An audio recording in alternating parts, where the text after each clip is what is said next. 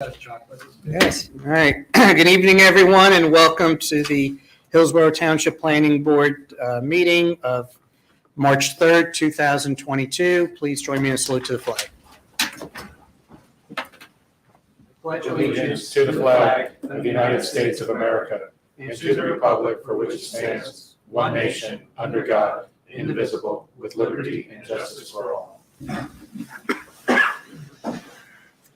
Please be advised this meeting has been duly advertised according to Section 5 of the Open Publics Meeting Act, Chapter 231, Public Law 1975, otherwise known as Sunshine Law. Notice of the 2022 annual meeting schedule has been provided to the officially designated newspapers, Township Clerk, posted on the Township's website, and available here at the Township Municipal Complex. Application documents have been made available on the Township's Civic Clerk portal website, and complete application files are available in the Planning and Zoning Department for inspection, again, in accordance with the public meeting notice. And with that, may I have a roll call, including board and township professionals?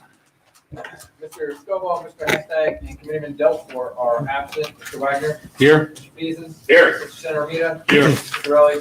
Here. Mr. Smith. Here. Mayor LaPlante. Here. Vice Chair Julian. Here. Chair Sarachi. Here. Mr. Maskey. Here.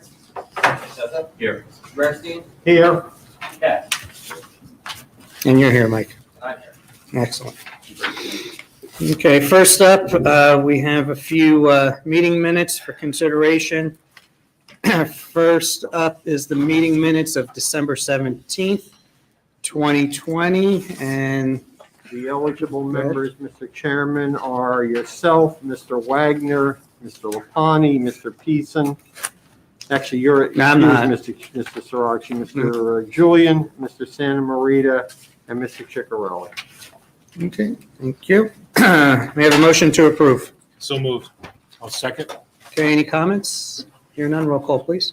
Mr. Wagner. Yes. Mr. Beason. Yes. Mr. Senator. Yes. Mr. Corelli. Yes. Mayor LaPlante. Yes. Vice Chair Julian. Yes.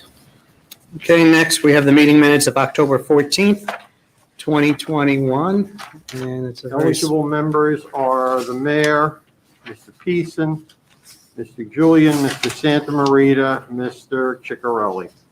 Okay, thank you. May I have a motion? So moved. Second. Any comments? Roll call, please.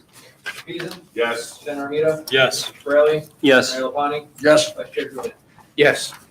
Okay, next, meeting minutes of December 9th, 2021. The mayor, Mr. Wagner, Mr. Peason, the chairman, Mr. Santa Marita, Mr. Ciccarelli. Okay, may I have a motion to approve? So moved. Second. Any comments from the dais? Hearing none, roll call, please. Mr. Wagner. Yes. Mr. Beason. Yes. Senator Armita. Yes. Mr. Corelli. Yes. Mayor LaPlante. Yes. Chair Sarachi. Yes. And last, we have the meeting minutes of February 3rd, 2022. All members present except for Mr. Ciccarelli. Thank you. May I have a motion to approve? So moved, Mr. Chairman. Thank you. Is there a second? Okay, we have a motion and a second. Comments?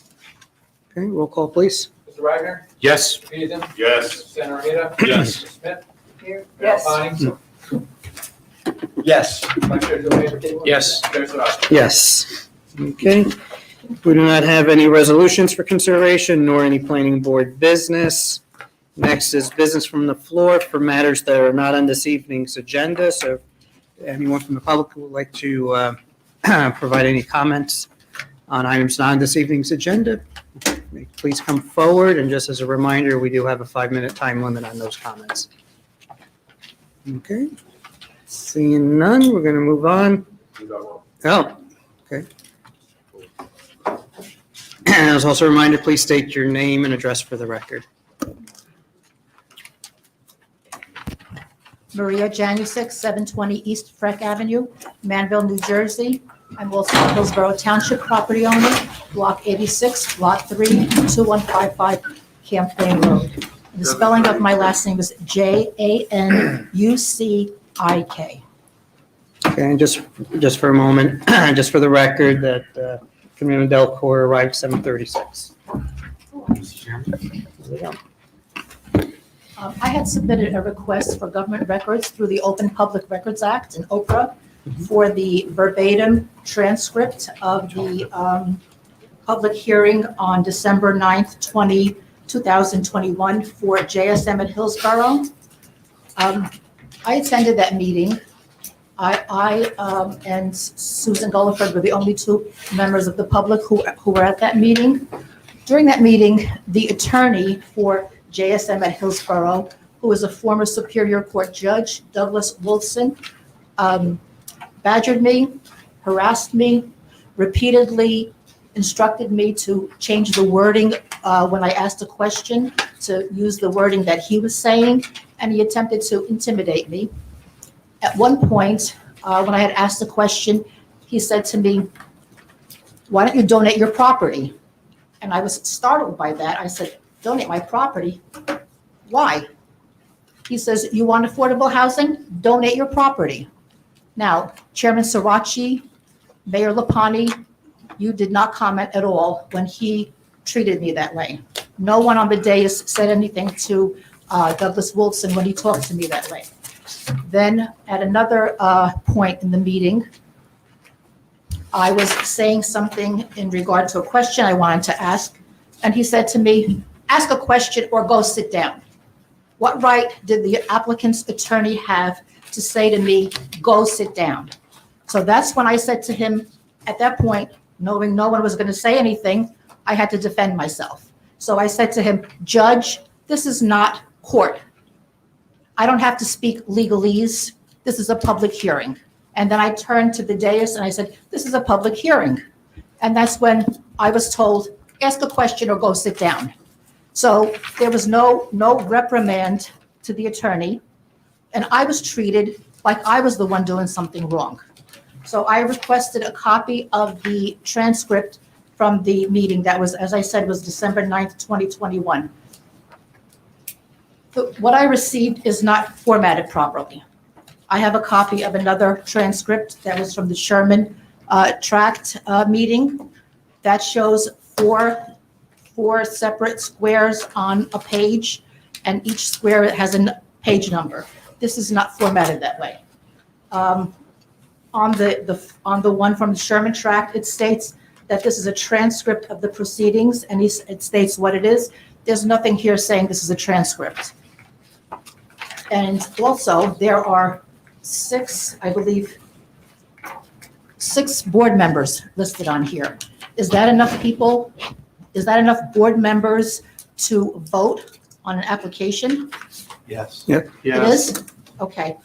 Now, Of which there was no vote that evening, excuse me? of which there was sufficient number. Quorum is 5, that's all you need. Okay. So on the front of the page, it says Michael Lombardozzi, CSR LLC, but it does not identify what his role is here. Then, in the back of the transcript, it says,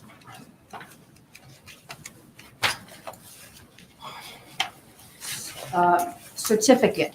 And I, Christina Restuccia, a court reporter of the state of New Jersey, authorized to administer oaths, do hereby certify that prior to the commencement of the examination, the witnesses, and mentions names and stuff. And then at the bottom, it says, Notary Public of the state of New Jersey, my commission expires November 14, 2026. There's no signature. Not only that, but on the properly formatted transcript in the back, Mr. Lombardozzi puts his, I don't know what that number is called.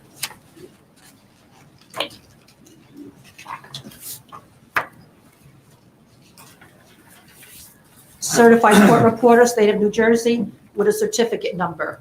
There's nothing here for Christina Restuccia. What is reported in here is not what was said verbatim at that meeting. There's no documentation of the treatment I was subjected to by former Superior Court Judge Douglas Wilson when he repeatedly interrupted me, when he repeatedly told me how I should word my questions. It does mention the comment about donate your property, but the wording is entirely different than what was said then. What it says here, he told me to go sit down, but it's done in such a sweet way, like, well, if you don't have anything more to say, where at that time, he was very nasty. We're at time. So since we're at time, my suggestion is to reach out to the municipal clerk if you find that there are some, I'm sorry, who should I speak to? nonconformances with, Who should I speak to? to the municipal clerk, because she would be the one that would be responsible for Oprah requests to ensure that they Who's are in responsible for this compliance. transcript?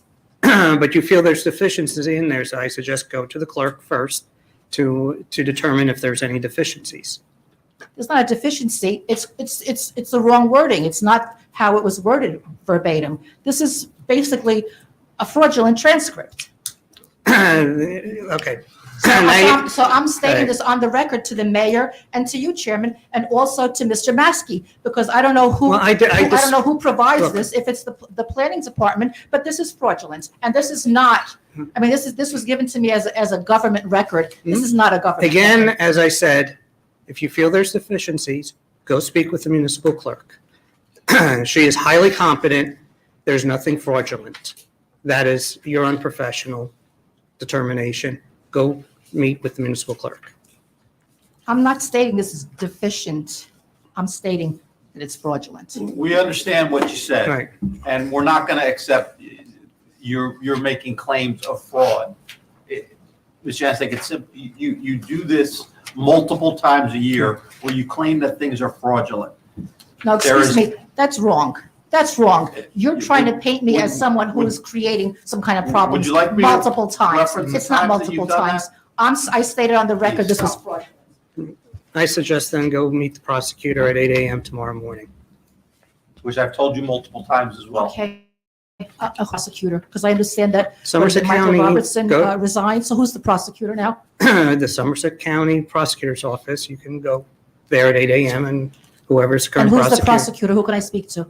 Just ask for the Somerset County Prosecutor. I don't know his name off the top. Thank you. Yep. All the meetings are on video too, if you really want to watch it again.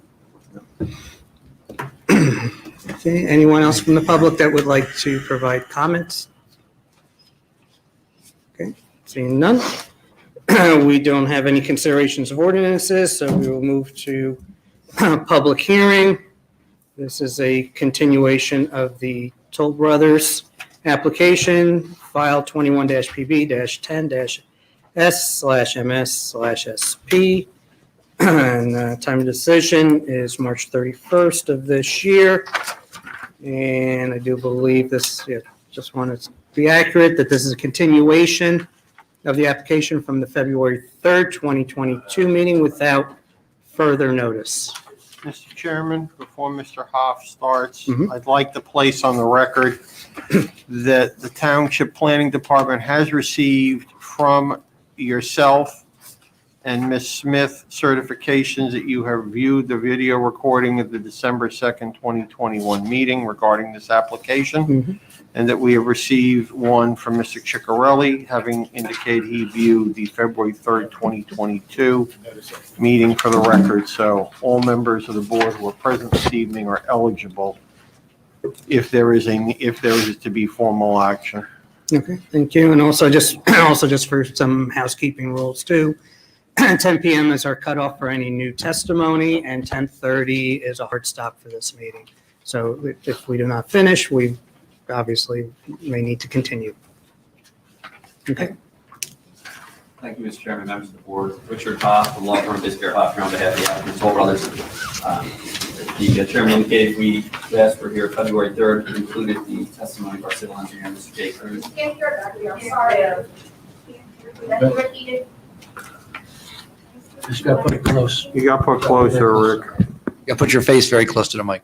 Is this better? That's right. Okay. Thank you. Sorry, again, for the record, Richard Hoff, a law firm of Biscayne Hoff, here on behalf of the applicant. As chairman indicated, we were previously here February 3rd. We concluded the testimony of our civil engineer, Mr. Jay Cruz, and I have one final witness for affirmative testimony. That's Mr. Carl Penke, our traffic engineer. So I'd like to just get started with his testimony. We could get him sworn. Hey, Carl, swear any testimony you give tonight is going to be the truth, the whole truth, and nothing but the truth? Yes, I do. For the record, could you state and spell your name, please? Sure. For the record, my name is Carl with a K, Penke, P as in Peter, EHNKE.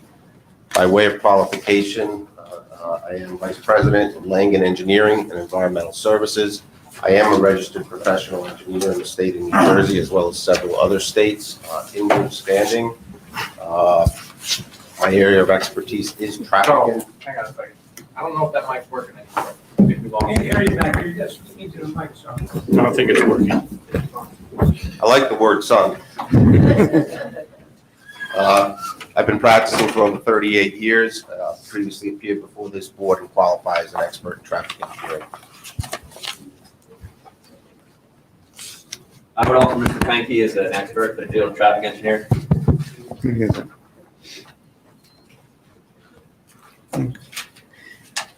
So, and license still current? Yes. Okay. Any objections from board members?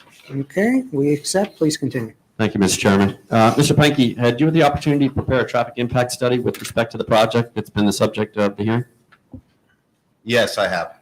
And could you please review your conclusions relative to the traffic impact?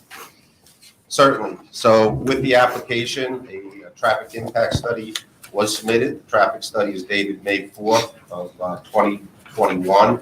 In addition to the traffic impact study, there was a subsequent correspondence in response to comments, questions requested by Benoni, and that was dated February 4th of 2022. The traffic impact study that has been prepared and submitted has been prepared following typical traffic engineering policies and procedures. The board is well familiar with the preparation of a traffic impact study. However, for the benefit of the public, basically the steps that we follow as traffic engineers is to basically, obviously, visit the site, observe existing traffic patterns, observe existing roadway conditions, regulatory process, signage and striping on the roadway system, sample existing traffic volumes to get an idea of the existing traffic flows on the roadways on a typical weekday, when traffic basically experiences its peaks in the morning peak hour and the evening peak hour. The traffic impact study also incorporates projections as to the amount of traffic that might be anticipated by a particular development. That is prepared following standard methodologies nationally utilized in the industry. That is a data source that's documented by the Institute of Transportation Engineers in a publication known as Trip Generation.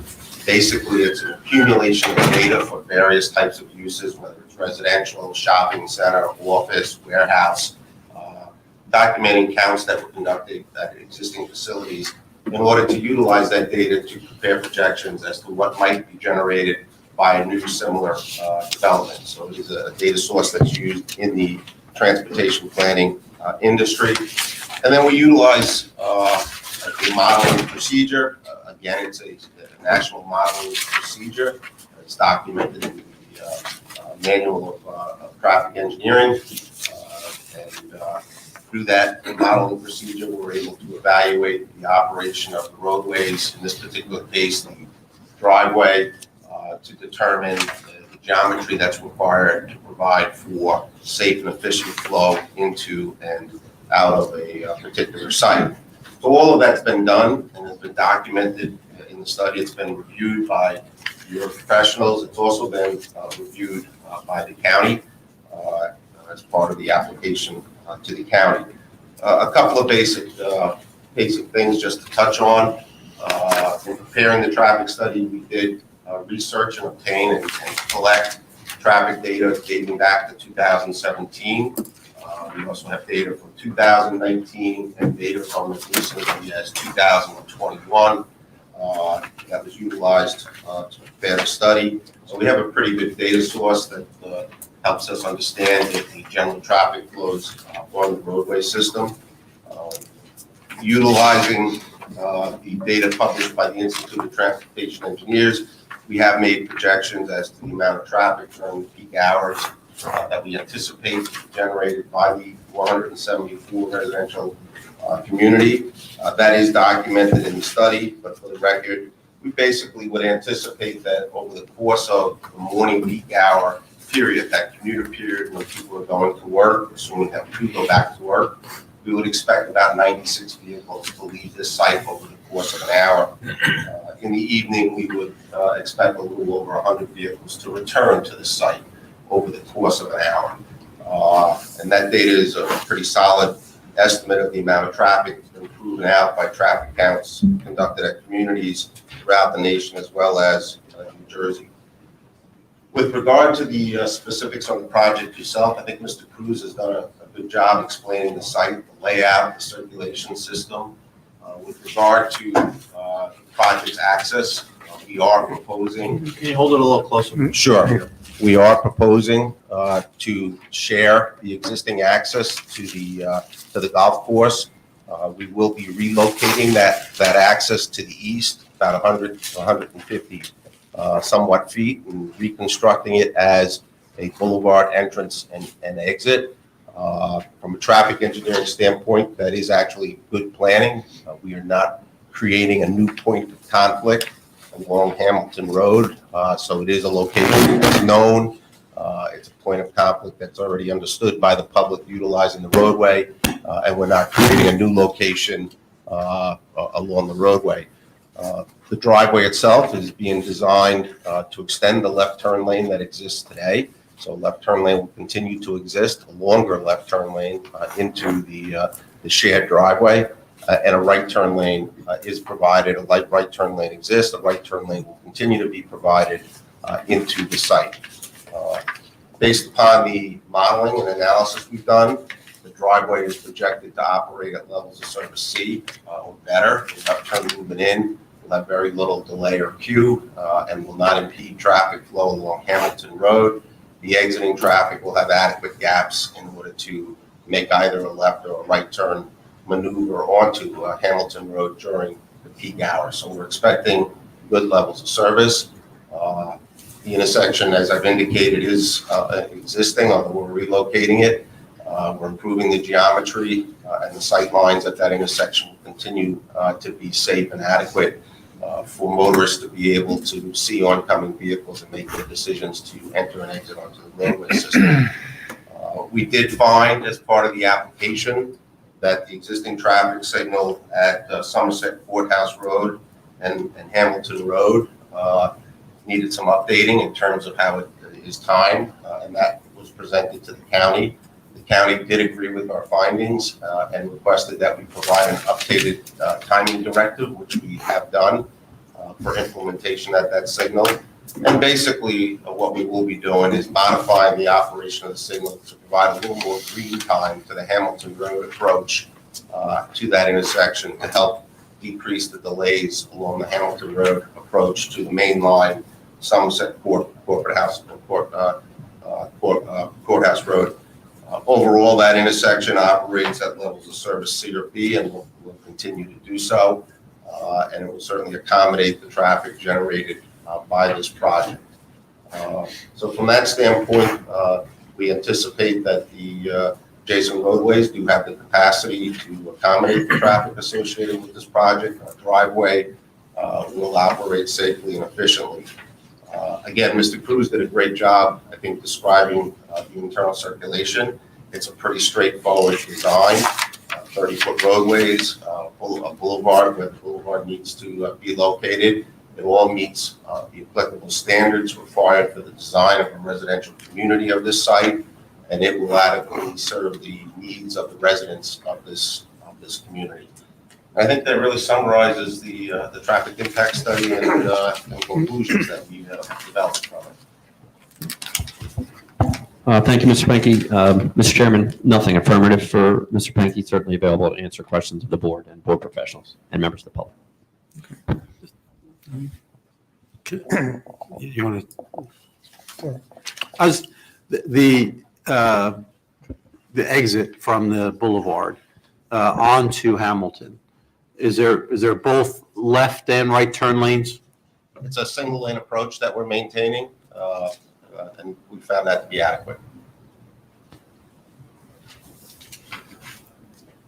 Okay, and so there'd be regardless of the turn, it'll all queue up at that exit level? Internally, in Okay. the queue, but we're not anticipating any significant queues.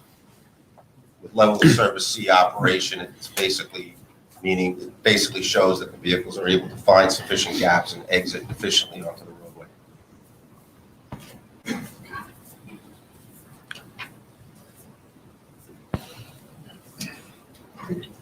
Andrew, any comments on traffic study?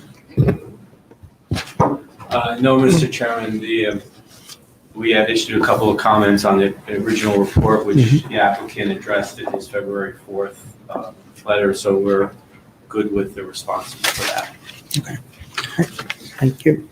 Just a quick question regarding the letter grades, I'm going to call it, to the letter or Sure.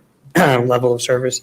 You can just kind of, quick high-level summary, what significance is, an A to a B to a C? Certainly. So the modeling procedures that traffic engineers use calculate capacity ratios, they calculate delays experienced by vehicles, but to try to put that into some sort of a format that makes sense to the general public, Traffic Engineering Industries has established what we call levels of service, which really translate the delay calculations into levels of service. And levels of service has basically been established somewhat along the order of a grade school report card, A through F.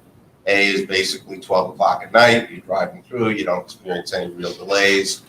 C's means you might come up at an intersection, might have to wait a little bit to make a turn as you make a decision as a vehicle is passing, but you're not really facing any significant queues or operations. It's generally what we design for, is C level of service. And then F level of service is exactly that, a failing level of service. However, I will note that the F doesn't mean that it's a complete collapse of the roadway system. It basically means it's the limit of what has been considered tolerable delay. What that basically might mean is at a traffic signal, you might arrive at the back of the queue and watch the signal turn green, clear, but not clear, and have to wait for the next signal. But you're going to get through the intersection. It's not a lockup, but you might not get through on the same signal. And we experience that F level of service throughout the state every single day. It's not an unusual condition. So in this case, we're seeing actually very good levels of service, C or better. Thank you. Mr. Chairman, I have a couple Okay. of questions. Mr. Penke, did your modeling and studies include any observations about the frequency of events at the golf course? Not specifically. There is event type traffic that does occur. Usually that's generally off-peak type situations when the roadway system is down. And it is, again, periodic. It's not every day. It's also seasonal. But in general, at golf courses that do have event space, you'll see that type of activity Fridays, Saturdays. You'll have some member guest functions. But generally, that type of flow is occurring off-peak periods when you have more capacity in the roadway systems. We did model the existing traffic based upon the existing 36 course, a whole golf course, and modeled quite a bit of traffic coming in and out for the golf course on the order of about 60 to 80 vehicles an hour. So I think we're hitting more than a typical day in our analysis. So that was the standard Yeah. as it And the is? C level of service gives you the fluctuation to handle more traffic at peak times, at those types of event times. Okay. Okay, thank you. And my other question was, it seems like you studied everything to the east, to the light, but is there a reason we didn't study anything to the west, specifically where Sunnymead comes into Hamilton? That's a tricky intersection.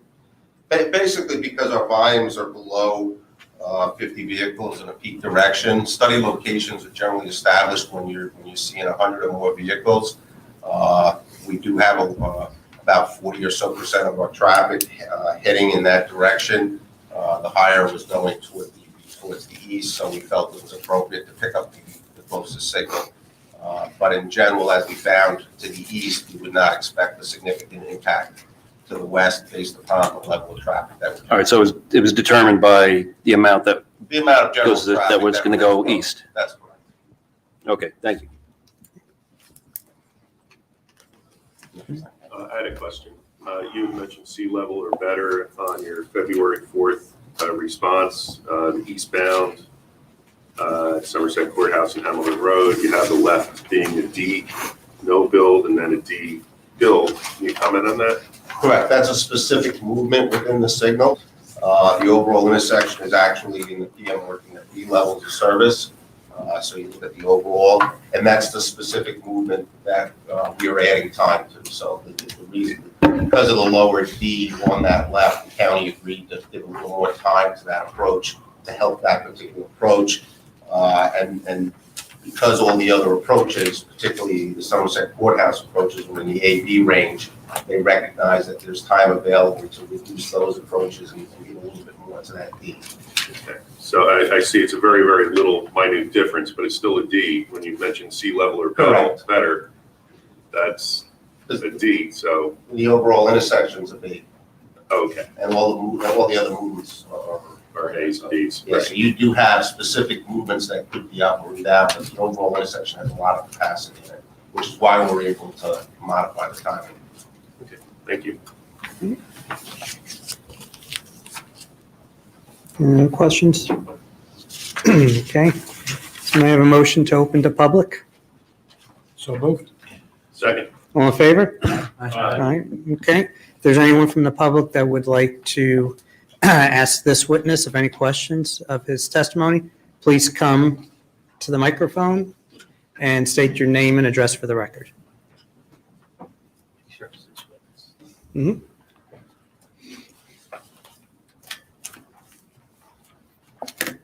Georgianne Belsky, 25 High Acre Drive. Anybody that's lived near Hamilton by Sunny Mead, you know if you go to the right towards Sunny Mead, there's a backup any time of the day. When the train is going by, you can't make a left, you can't make a right. If we're talking about this development, we have to talk about the next development of 300 houses. Are we just going to kick the can down the road? There are going to be more than 100 cars on that road. I mean, they're surveying, they're knocking down trees, they're putting in a warehouse on the corner of Hamilton and East Hamilton. So if it's a planning board, can we plan ahead? And it sounds good, all their studies and a B and a C and a D and an E grade or whatever it is. But anybody that lives in that area knows what the traffic is like. You're kicking the can into Manville, you can't get in and out of town. You know, I mean, is it with the school buses? You see what everything is going on during the day in the town. So you can't make it sound like it's going to be okay, it's going to be okay. It's not. So, I mean, have they discussed anything about the new houses going in, the 300? Or what is that study? When does that come up? Or is that on the next phase and blame that on somebody else? Are you not aware of the next set of 300 at Glengarry? Does anybody not know about that? That hasn't come. Well, it's there. You know they're out there Well, serving. the answer to your immediate question is their job is to analyze just the project that they're proposing. All right, but then who does the next part? When we need traffic lights at Sunny Mead and Hamilton, and we can't get over the bridge to 206. I mean, if That it's would planning, we be, should plan that would ahead. be if and when that person came to the board with that application. Okay.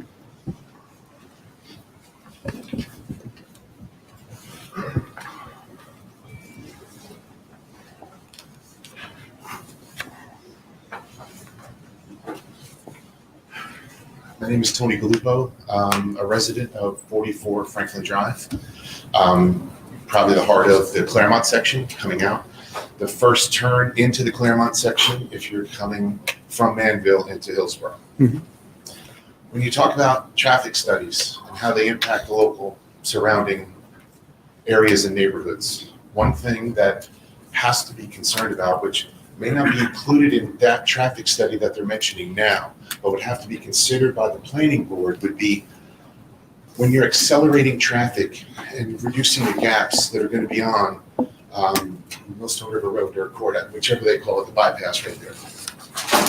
You have to account for what gaps you're taking up for the people who are making a left-hand turn out of Franklin, heading to go to, out of anybody on the Claremont, whether it's Claremont Road, Claremont Drive, Anka, everybody making those turns, there's very little windows that once you accumulate that, okay, and add in traffic coming home for the people behind or the people going out in the morning, it isn't just that there's a low volume of traffic at that traffic light of Hamilton making the turn, because it's almost a limited access point. There's not a lot of housing on Hamilton Road right now. It would most likely only be somebody from the other side of Amwell Road cutting through or the people at the end of Hamilton. Other than that, there isn't a significant amount of traffic coming up to that. So any traffic study would have to be incorporated of the whole impact to the surrounding areas. So when you're talking about increasing the frequency of a light, there's things downstream that are part of it because it is a bordering neighborhood. So it's going to be something that puts traffic right back past everybody on facing those roads, and you can't put a stoplight at every one of those intersections. So somewhere in there, you've got to leave us room to be able to make a left-hand turn at 8 o'clock in the morning, whichever one of the avenues that we're coming out of. That's got to be part of this plan. It's got to be something that we look at, and if it isn't specifically detailed in this, it's got to be. And when we're talking about what traffic, if anything else has been averaged in, it really can only be from 2017, because anything in 19 or currently now is completely not going to be what it's going to be in a year, 2 years, hopefully 3 years as things start to recover. So when you're talking about the hard data, 17 is really the only one that would account for what the traffic was at the time, maybe the end of 19, before it all went bad. But these are the things that they're going to present a plan that's the minimum scope of exactly what's required by the law, which isn't wrong. It's what they're supposed to do. But at the end, it's up to you to ask the questions of what is those impacts to everybody around. Making a right, yeah, there's going to be time where that's going to get problematic towards out of the development. Making a right, getting towards Sunnymead, that's going to create its own set of problems at some point. But it's already difficult when you look at how many people are trying to make those turns in and out of those neighborhoods right there on that road. So please also factor that in, or if somebody can pose that question, it's important. Thank you. That's all I have. So just to be sure, this time is for just questions to the testimonies, not for I statements. apologize. So That was out. for anyone else coming in there, so please, the time for venting is later, good word. So please come up for time's sake, just specific questions to the testimony to the professional. Yeah, sorry, I was just going to add in there, at the end of all testimony and all, there will be a final opportunity for the public to come up and state any of those type of points. No, that's fine. But while we have our witness, awake, we're Back going up, Mr. Penke, to that point, you had mentioned something about the timing of the lights, which would create a gap. Yes or no, or can you comment on that if that helps? The timing change really won't affect in any material way the gapping that's occurring from the signal. It is a couple of second timing change is the adjustment, and it really, the gapping that's already occurring from the signal, because of where the real gaps come from is because of the changeover of the signal from the main line to the side street. That won't change, and those periodic stoppages in traffic in all directions will continue as they do today. And I was just going to just add in there, sorry, I was It's okay. piggybacking off of that. Considering, the county is, obviously has to make this approval. It's also the county's responsibility to see any type of ripple effect down that county Right, road itself. they've And they had- would have to analyze the impact. Right, they've had the traffic study and they were able to review it and make the same conclusion that we recommended. Maybe you can answer that guy's question, last one. So your numbers from 2017 versus your numbers from 2019. Yeah, so, What were the number differences? What was the delta? yeah, so let me explain what we did then. I've got a question now for you. No, it's a good question, and the last 2 years have been very challenging for the traffic engineering industry. We're not sure where things are gonna end up. I think there's gonna be a reset, and volumes are gonna be lower in the end because of the change in workplace policies that are happening. But in order to prepare this traffic study and create a credible analysis, we did have our 2017 data, which was collected in May. And then we had state data that was collected pre-COVID in 2019 to basically verify the 2017 data. And then when we prepared the traffic study, we went back out in 2021 during COVID to sample turning movements and check things. But the 2021 data was rationalized with the 2019 and 2017, basically brought up to match that data. So we used pre-COVID data, which at this point in time probably is conservative. So it'll probably be several years before we get back to that level, if at all. No more questions from the board. Thank you. My name is Bob Lisi, 37 Anka Drive. The question I have is that you're using a number to come up with the traffic, the volume. What is that number that you're using to come up with the formula of how many cars? The other thing is, how many cars are going to be in this development?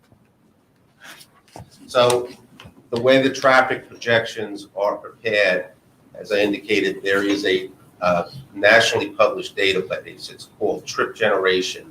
It's maintained by the Institute of Transportation Engineers. It is the source document that transportation planning professionals use. What it is really, it's an accumulation of actual traffic counts that have been done at similar communities.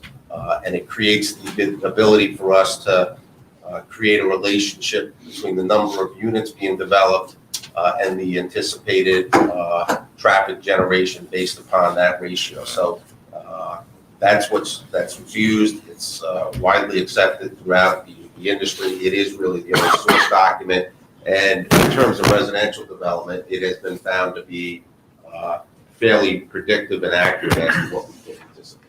But you don't have any actual data from this site and how many homes are going to be in there? Yes, we do. We're proposing 174 homes. And how many cars? Well, the development will have 2-car garages and driveways. Mr. Cruz really testified that basically garage and driveway combinations, probably 565 spaces, but they're not all used. And you have on-street spaces, no different than the on-street spaces that are available in the Claremont development or any residential community. So how many cars per hour do you are going to be traveling out of this development? So in the morning, we would estimate approximately 96 vehicles entering or exiting the site over the course of an hour, based upon the data. And you have 171 homes, and that's less than 1 car per house? Correct. It's a 1-hour period. So the way traffic flows from residential communities is it occurs over the course of a day. So people going to work, start leaving 6 o'clock in the morning, 7 o'clock, 8 o'clock, 9 o'clock. Not everyone gets in their car like the movie Edward Scissorhands and gets in their car and all pulls out of their driveway at 9:15 to go to work. They leave over a period of time. And that characteristic has been proven true in all of the data studies that have been documented through the years.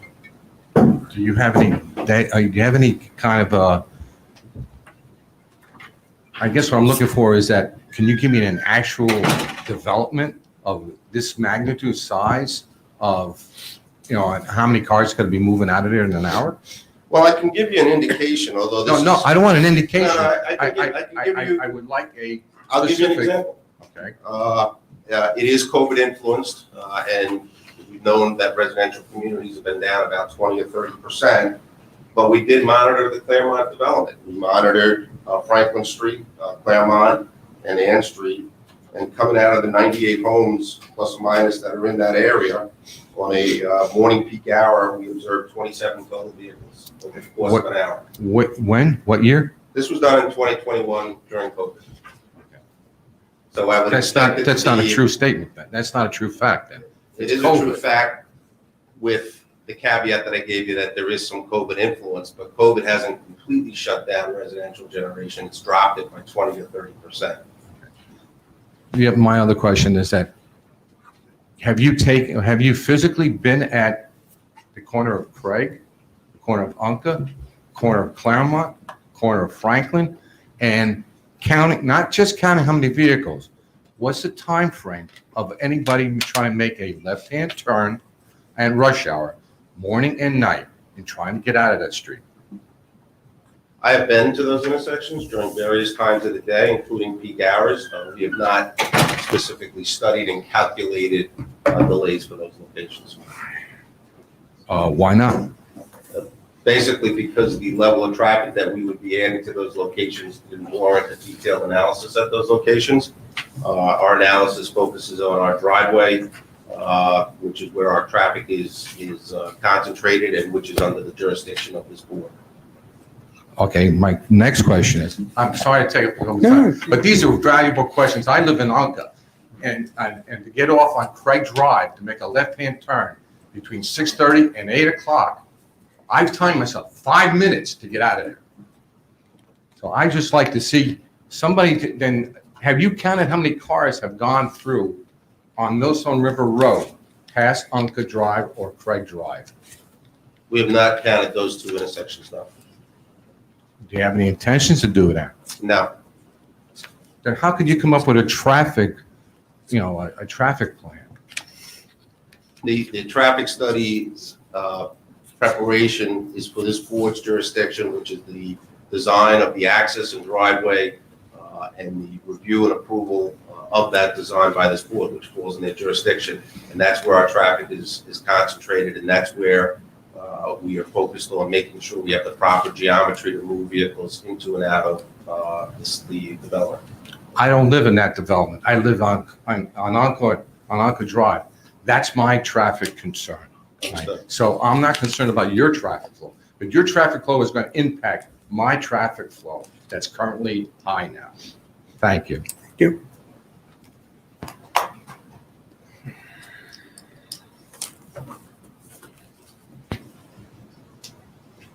Good evening, everybody. Chris Mielek, 30 Onka Drive. I do have a couple questions for Mr. Penke. I believe in your traffic report, you referenced the ITE trip generation tables from the 10th edition. Is that correct? Is that what you used? That's correct. Is that the most recent edition of the ITE trip generation? It is not. We are now just recently into the 11th edition. And why did you choose not to use the most recent edition? The data for the 11th edition is very similar to the 10th edition. In fact, I think in some cases it's lower. It's very similar. It's the same data. It's just been republished and updated for land uses that have had additional data added. So there's really no difference. Okay. And at the site driveway with Hamilton, your trip distribution, you have 53 going one way and 43 going the other way. Is that correct? We project about 45% of our traffic to be oriented to and from the west on Hamilton Road, about 30% of our traffic to the north on Millstone River Road, and about 25% of our traffic to head to the south on Somerset Courthouse Road down to Amwell Road. Those distributions are developed based upon looking at journey to work data. And in this case, we were also able to rationalize the journey to work data with the data that we collected at the Claremont Estates, which is exhibiting very similar distributions during the peak hours. Okay, and as far as the trips to work, the morning peak trips to work, how did you come up with those different routes? How many trips did you anticipate heading north, say to Morristown, trying to get to 287, trying to get to Parsippany? Like, what percentage of those trips did you hold for going in that direction? I don't have the specific to Morristown. We do utilize the journey to work data, the demographic data as to where people are traveling to get the localized distributions. We haven't carried it to when they get on 206, where they're going further north or south, because we didn't study those locations. But as I said, that's the exact data that we use to understand what things are going to. We then look at, and actually we have a great tool these days in Google Mapping to understand the quickest traffic routes to and from the centers of where people want to go to and from.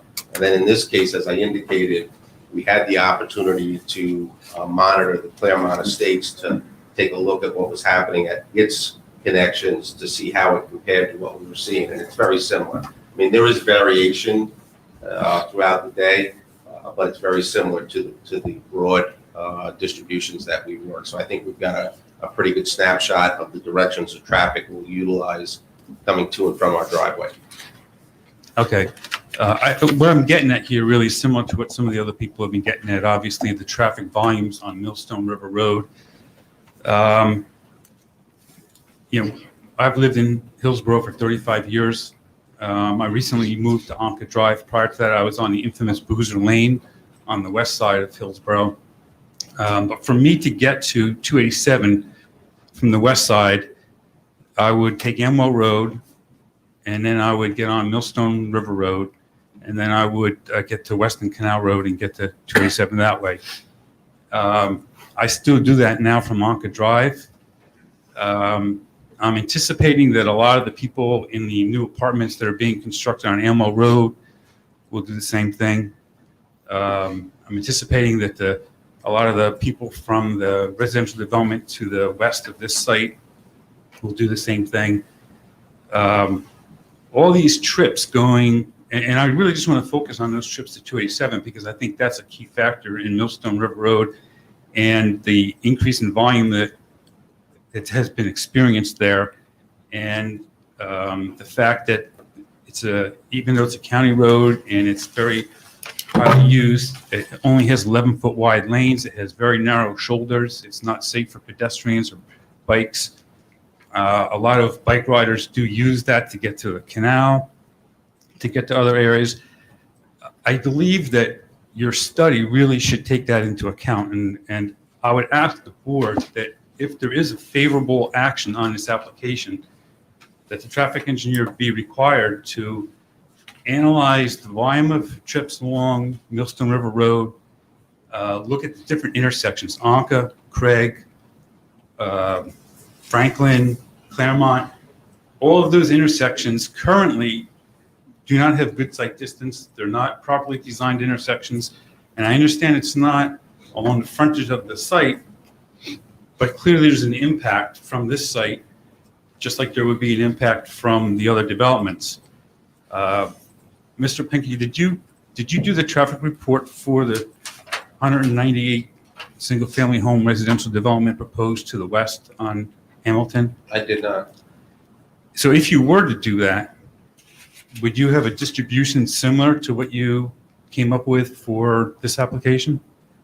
We would recheck it. The general regional distribution would likely be similar, yes. But again, as you get to closer to other regional roadway networks, the bypass that's been introduced, there might be shortcuts of Sunnymead and so forth to get up into Manville and so forth. That traffic would find more desirable than coming over to Millstone River Road.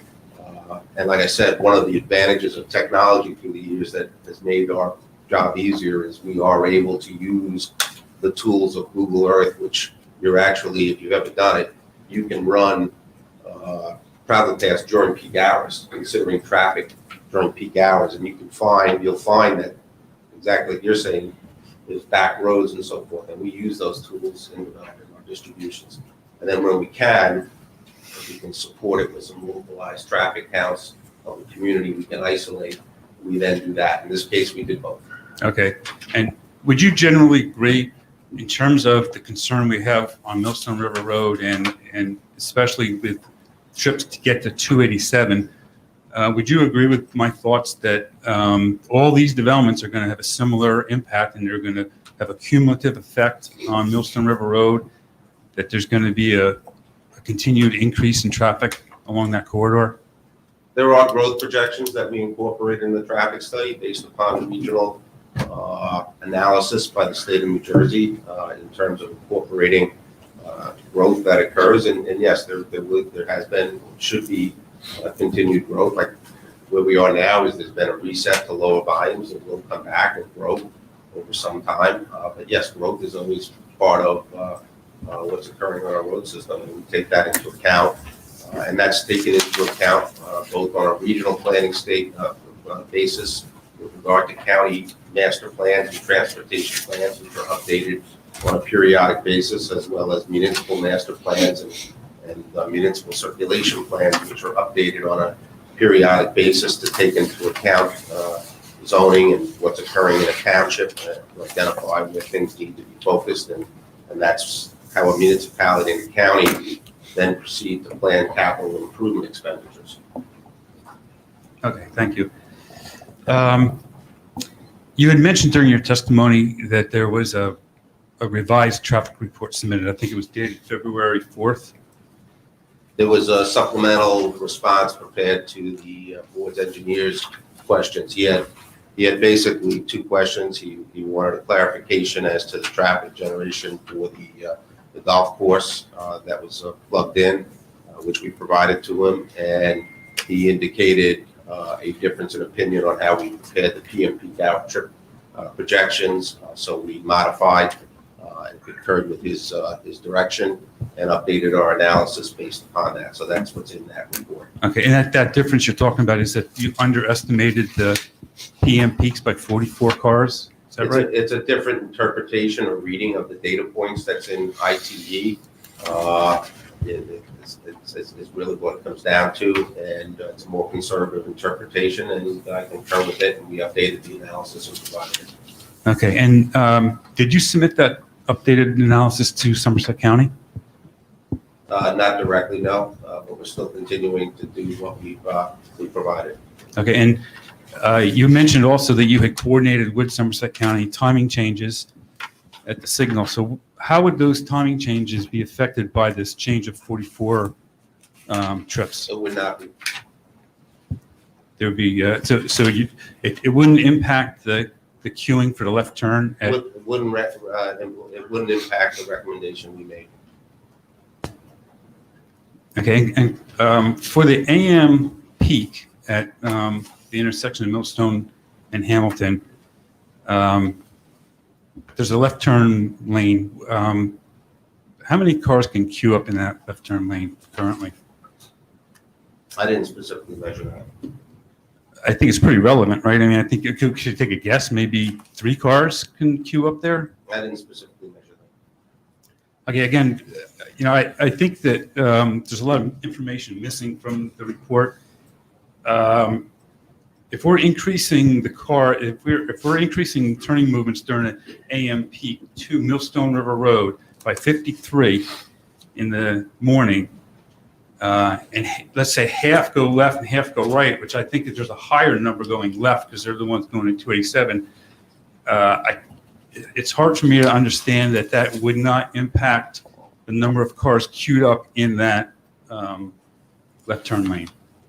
Yes, so the number of cars making a left from this development would be about 29 vehicles, about 1 car every 2 minutes. The morning is where we were seeing the need to provide some additional green time, which we've done, which will reduce the queues and accommodate the additional traffic. And that is baked into the analysis. Okay, I guess you will be submitting the revised traffic report to Somerset County? We don't anticipate the need to. It's not materially different than what they've already reviewed. Okay. So just my last comment, again, I do think there's a lot of concerns from the residents along Millstone River Road. I think a lot of the board members are probably familiar with those concerns, familiar with those intersections. If you're not, I recommend you go take a look, try to get out. Like Bob Lisi mentioned, it's very difficult to make lefts out of any one of those roads. All these developments that are online are only going to make that worse and worse and worse. What I would like to see is that the applicant be required to do further studies and to actually mitigate some of those impacts along Millstone River Road. Look into site distance, look into traffic calming, look into properly designed intersections. I know the applicant's going to say that's not my responsibility.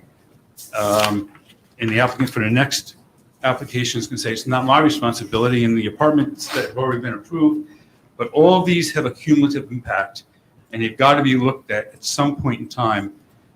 And I think right now is really the best time to do that. You've got 2 large developments out on Hamilton. They're going to have the most significant impact on Millstone River Road. And so I I just urge the board members that a favorable action be conditioned on the applicant doing additional studies and mitigating the impacts along Millstone River Road, particularly in the area of the R zone and the RA zone where you have the residential homes that front Millstone River Road. Thank you.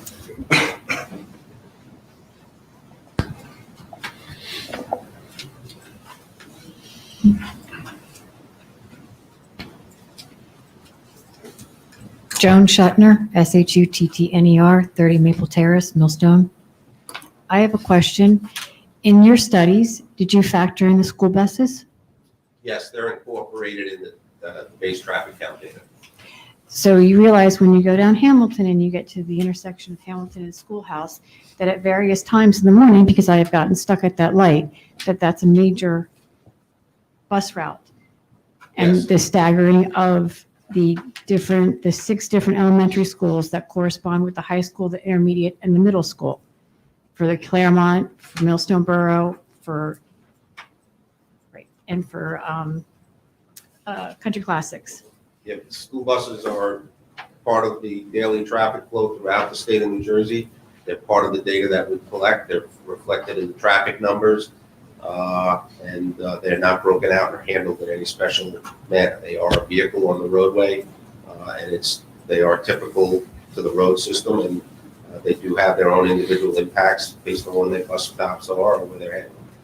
Do you also realize that that is a way that the buses go back to the bus depot on Millstone River Road, and that causes congestion on Hamilton to Schoolhouse or to the courthouse intersection? Again, their volumes are incorporated in our analysis.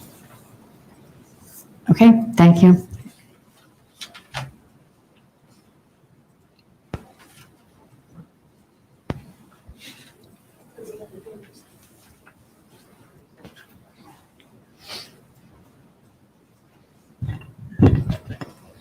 Susan Galliford, Hunt Club Road. I have a few follow-up questions. I'm not sure if I missed something during your testimony. The trip generation of 96 during your peak hour, did that include the golf course traffic, or was that just the traffic from your development? That is just the added traffic associated with the residential units. Okay, so that's 96 plus whatever the golf course was already doing. That's correct, which is in the background traffic. Okay, thank you. I thought you said you were extending the left turn lane, and then I thought you'd said to Mr. Delcor that it was only going to be one lane, so I'm not sure which way I understood that. No, the testimony is the existing left turn lane will continue to exist, and because we're shifting the driveway, it's actually physically getting extended because we're moving it to the east, and then we're also recreating the right turn lane in. Okay, so there'll be a right and a left turn exiting your boulevard. There'll be a right turn and a left turn lane into and a right turn lane into from Hamilton Road into the development. Okay. I have a question about Claremont development. In the past, there have been problems with traffic cutting through. As you make a left out of there, you come to the left in there. With traffic cutting through that development, the township has tried, I'm not sure if it's still in effect, putting up restrictions for that you can't cut through there from 7 to 9 in the morning. Do you have any idea if those signs are still up or the restrictions are still in effect? I didn't note those particularly now. Okay. There's no other exit from this development except the one on Hamilton Road, correct? No emergency exit? That's correct. The site is designed with a boulevard entrance, which provides for the emergency accommodation in accordance with the governing design standards. Okay. Follow up on the school bus question. The school bus stops, are they going to be internal? Because you're going to have your public school buses, and based on your community impact statement, you're probably going to have quite a number of private school transportation going through there. Are they, as far as you know, the stops will be, you're not going to have a lot of buses stopping on Hamilton Road? Yeah, so the bus routes, as you know, get set by the school board every year based upon where their demographic population is and needs are. And the roads are designed to accommodate the entry of buses to loop through the community. So our anticipation is they would loop through the community and set their bus stops based upon where they're finding the need to pick up kids. Okay, so you haven't talked to transportation, but that's what you anticipate. The roads are designed for that. Okay. That's it for now. Thank you. I'm just going to have a follow-up on that. Is there any plans for the applicant to speak with the school board? I have reached out directly to the school board and I'm waiting response. I reached out to their transportation department as well as the superintendent's office, I believe. Okay. And I'm just want to, Eric, I'm just going to just kind of intervene on this. Is there a way for the township to, I guess, force the school buses to go, or the stops inside? Because I'm just thinking of something that had happened, not too far away from here, where they were supposed to go inside, and I know they start to stop on Amwell. I don't know what. To the extent we can have, the township can have an impact on the Board of Ed, yes. Can we tell them they have to pick up buses inside? No. Yeah, but Well, can we? that's a long stretch to get to a bus stop if it's outside the development. So I mean, we can talk to the board, but I would hope they'd be pretty accommodating. That's a long stretch for people to walk to get to a bus stop. Never underestimate. And no, but they are in a bit of a transitionary period, so I'm sure they will get back to you relatively in short order. I think we've indicated we'll accommodate whatever they want to do. Yeah, I mean, perhaps just to, just to be proactive is to offer some stops within the proposed development.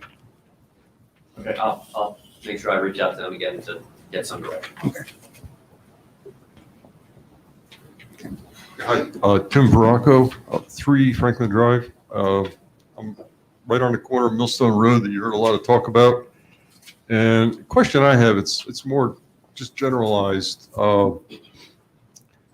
Speed limit is another factor on Millstone Road. And this whole thing that you're hearing about, the cumulative effect, more and more cars. The question I have for the traffic expert is just out of curiosity, does this information, as these developments come along, go into a database that somebody might compile and look at density of traffic flow and consider adjusting speed limits and, safety factors and all of that? Because this gentleman also mentioned it's a narrow road, it's got blind curves, and people with speed limit there, it's a 206 speed limit, it's 45. It's like, I've tried talking to the traffic safety people in the police department, how do we do this? And I don't know if you can tell me anything. It's probably maybe too much of a sidebar to what you're here to talk about, but how can we as citizens, bring some, I don't know, change to this or awareness or whatever? So speed limits are set based on engineering study. They can't be just randomly chosen and set. And basically the way a speed limit study is done is it's based upon analysis with a period of time as to the travel speeds, the actual travel speeds that people were driving in. That's recorded, and then the speed limit is set at the 85th percentile of that speed. So in effect, you end up with like a curve of somebody going 60 miles an hour and somebody going 30, and someplace in there is an average peak. And then when the speed limit is set, it's based upon an 85th percentile counting of that. Because if you arbitrarily set a speed limit on a roadway that really encourages or accommodates speeds of 45 miles per hour and try to arbitrarily set it at 25 miles per hour, the feel of a motorist, your own self, you won't feel comfortable driving at 25 miles per hour. You'll want to do the 45. So that's the intent of the engineering study, is to set the speed limit at what the typical average motorist feels comfortable doing on the roadway. That's the way the studies are set. I'm laughing because I'm thinking the typical average maniac is what you're really. Well, the maniacs are factored in by that 85th percentile analysis. They're all maniacs. They're all going 50, 60 down the road. So roadways are set by that. So there's not an ability for a municipality or a county to just arbitrarily set something, a speed limit. And it's not based on just a period of time. For instance, if you have a roadway that was congested, like 206, you can bypass where you crawl for an hour. But on other times of the day, you move. It's based upon the speeds recorded throughout the day and what the road encourages. That's done by an engineering study. So all of the speeds that are out there have been set based upon the geometry of the road and what a typical motorist would feel comfortable driving the road at. Okay, and apparently they don't take into account from what I'm hearing, the safety factors like the density, the number of cars and the blind curves and stuff like that, or. Well, that's factored in if you have substandard geometry. That's when you see reduced speed limits, where you have a curve is substandard. But you see those postings and you'll see the chevron lines. All right, thank you. And I can just give an example of something that happened, here in Hillsborough where speed was reduced. Anyone going through Duke's Parkway West, right through Duke Farms, a few years back, that was, the engineering, reviewed it. There were some, as I said, some geometries, and that factored in, and there was a decision to reduce that speed limit by 5 miles an hour. So these things do get looked at periodically. So. Right next down the road from you, Millstone is 35, and that seems reasonable for us, not 45. Anyway, thank you. Sure. Bob Lisi from 37 Uncle Drive. Can I ask another question? Sure. You're basically doing the study just for the traffic flow out of this development, correct? That is the application before this board. That is correct. Then how do you justify, or how do you tell how much traffic is on Millstone River Road, how much traffic is on Hamilton Road? That's done by recording the existing traffic data. So as I indicated, we have traffic data and counts that were done for 7 days on Hamilton Road. It was done in 2019 by DOT on Hamilton Road and on Millstone Road. And then again, we went back out in 2021 and did 7 days of data again. So it's a week's worth of data in this case that we've gathered and had available to us over several years. Usually we'll actually look at more limited traffic data, but in this case we've got multiple days of data over a longer period of time that we used to validate each other. Can I ask you, how was the data collected? So what equipment, or was it visual? So there's two methods in this case. The ATR, automatic traffic reported data, that was collected for a period of a week. It was done basically by road tubes. You've seen them on the roads. And then turning movement counts, the operation of the traffic signal of Hamilton Road and Somerset Courthouse Road is actually done by video recording. Can you give me dates of when it was done? Because I've never seen anything on Millstone River Road or Hamilton Road of any kind of equipment counting vehicle traffic. Sure. So in 2017, it was done between May 11th and May 18th. In 2021, it was done between January 4th and January 12th. And in 2019, it was done between June 4th and June 7th and June 9th and June 11th. All kind of, basically you got stuff that was before the pandemic. Yes, we did. Okay. So the data that you got for during the pandemic is false. It's not true. Correct. It is skewed, which is why we use the pre-pandemic data to update and update the current data and to validate it. So yes, we use the pre-pandemic data in effect. Any chance of doing it again? No. Why? There's no need to. Why? I mean, what do you mean there's no need to? I mean, you're going back to pandemic data, not current data. The current volumes on the roadways are still down and probably will be down for another year or two before people start to settle into whatever our new normal is going to be. I think if you surveyed every resident in Claremont or in that neighborhood would tell you that the year of 2021 and 2020, the traffic was zero. Now it's just picking up 22. It's almost back to where it used to be in 19. Which is why we use the 2019 and 2017 data in our volumes, but we're still finding in current traffic counts that current traffic counts are off 20 to 30% from where we were pre-pandemic. But you wouldn't want to do the study. Basically because I would find data that's still probably down 20 to 30%. 20, 30%. Yeah, that's what we're finding. Okay. have you I guess one of the other gentlemen asked you, have you taken any kind of data from the other locations, the new developments on Amwell Road and also on 206? No. And all future developments? We use a general growth that's established by the Department as to of Transportation as to what you can consider that takes into account those types of regional growth. So that's been factored into the traffic And study. what is the percentage? It amounts to about a 5% growth by the time this development comes online. Just 5%? About that. All right, thank you. Yep. The growth factor. Any other questions from the public for this witness?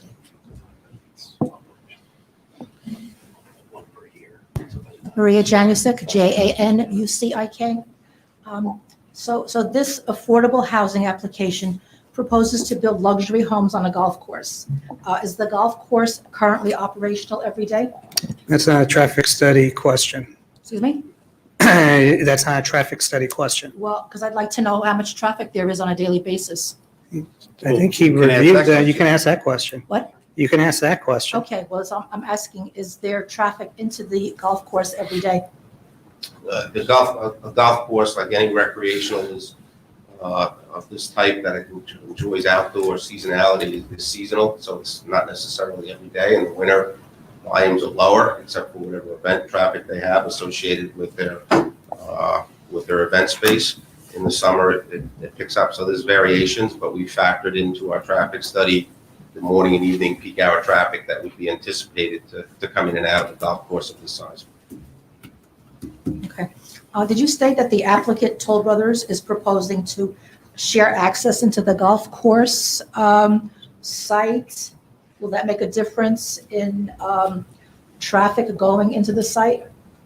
The proposal is to relocate the existing golf course access, reconstruct it with improved geometry as a boulevard, and to have that access serve both the golf course and the new residential community, as was testified to by myself and Mr. Cruz.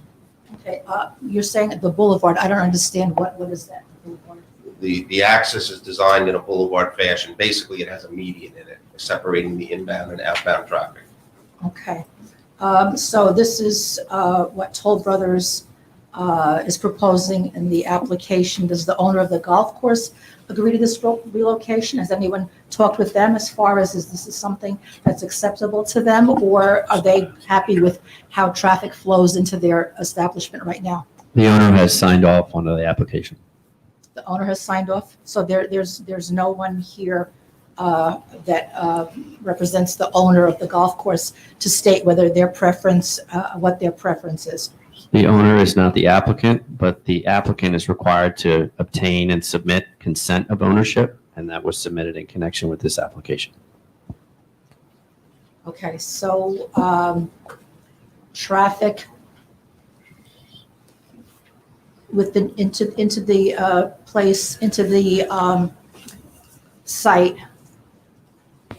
that's going to go to the residential area, is that also going to generate traffic for the golf course? I'm not sure I'm following the question. Because I don't know how the golf course is being reconfigured so that you have residential and you have the golf course. So is there going to be a conflict with the traffic going in, or is there going to be separate once you're inside the site? Is it separate to the residential and separate to the golf course? So as you enter the site, you will reach a internal roundabout intersection, and from that intersection, you will have a leg that peels off and heads back into the residential community, and you will have a leg that peels off and ties in to the existing parking lot for the golf course. Okay, and it's stated that the owners of this property are agreeable to the changes that are being made to their business? Yes. Okay, it's an existing business that's making changes. Shouldn't that go to the to the zoning board of adjustment? No. No? No. They're changing the size of their property. They're changing a parking lot. They're changing access into their business. Please, And that is, it's traffic time, please. thank you.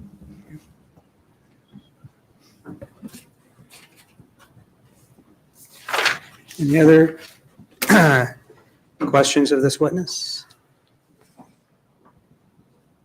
Okay. Yeah, good. So, I don't know, just for me, for the public, so when you were figuring out the calculation of the, and people coming in and out, inclusive of the golf course, were you including it as a 36-hole course or as an 18-hole course? Actually, conservative is a 36-hole course. Which is going away to 18. Yeah, so it'll actually reduce the volume. But you figured at its highest peak as of right now. Yeah, if you want to be a little conservative, and it would be real hard to guess how much it would drop. Okay, just, thank you. Okay, I don't see any additional questions at this point. Thank you, Mr. Chairman. Thank you.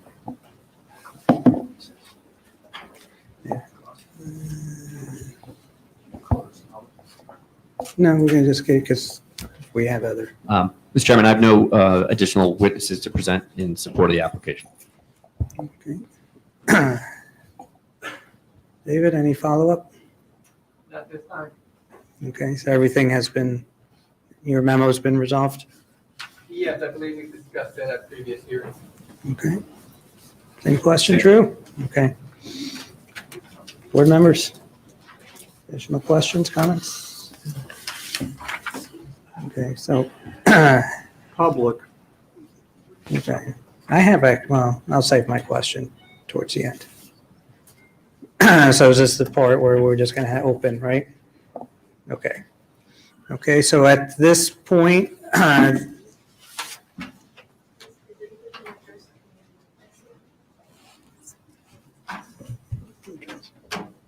The what? If there's a community impact statement from the attorney as far as anybody addressing it. I'm sorry, what's the question? So the question is there anyone addressing the community impact statement that you submitted? It was submitted in support of the application. We have no affirmative testimony in advance of it. If there's questions, we have people available that can answer them, but we didn't anticipate putting on any affirmative testimony relative to the topic. It's submitted for informational purposes. okay. You want to ask a question with it, Susan? Go ahead. I see a few people. I see a few people here in suits, so I'm sure someone can answer to it. Susan Gullah, Fort Hunt Club Road. I don't have a printout of the statement, but I have a question on, in your community impact statement, you always put an analysis of the number of students who'll be coming in and how much it costs and how much taxes the homes there will be paying to sort of offset the cost of the students. And you do a whole chart with the math on it. Now, you have that Redcom warehouse proposed sort of behind part of your, upper part of your development. If the Redcom warehouse lowers the assessed value of some of the homes that are near it, would that affect, would you pay lower property taxes but still have the same number of students in the system?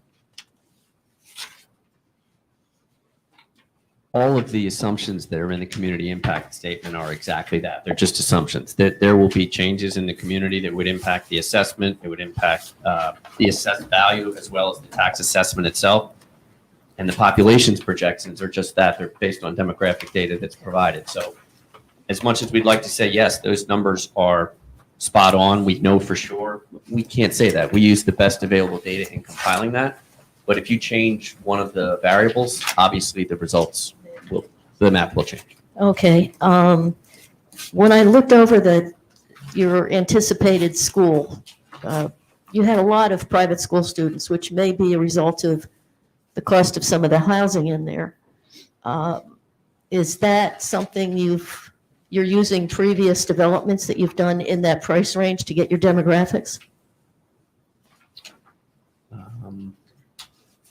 That I don't know the answer to. I can ask a professional, but if I ask a professional, that doesn't then open I'm just responding to questions, correct? I'm not presenting affirmative testimony on that. No, but if you want to bring someone up that could. Okay, if I could. And we'll need to swear them in. That's fine. Mazzacaro will come up and answer that question.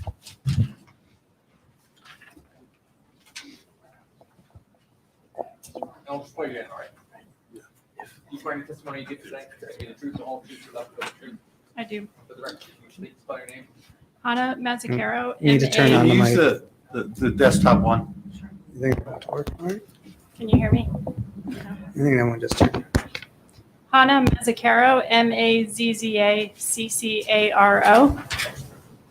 And Ms. Mazzucaro, can you just, for the board members of the public, identify your relation to the applicant? Yes, I work for ESE Consultants. I'm a professional planner in the state of New Jersey. And you're familiar with the community impact statement? Yes, I prepared the community impact statement. And did you hear Ms. Gulliford, sorry. Did you hear Ms. Gulliford's question relative to the private school projections? Yes, that is based on other studies that we've done throughout New Jersey, and some school districts have readily available data on the percentage of students that attend private schools. We didn't find that specifically in Hillsborough for recent years, and school enrollment data, as I'm sure you know, has been very wonky during COVID. There was a large drop in enrollment in a lot of districts, and now it's picking back up again. So actually what we've seen in the last few years statewide is a slight increase in private school enrollment. So this is based on data that we've seen in other districts throughout the state.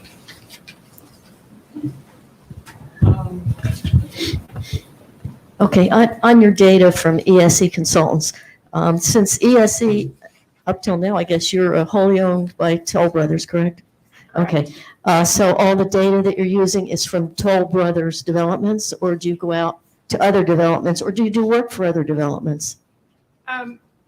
We don't work for other developers. We work only for Toll Brothers. But we are our own consulting company that competes with other consulting companies for work within Toll Brothers.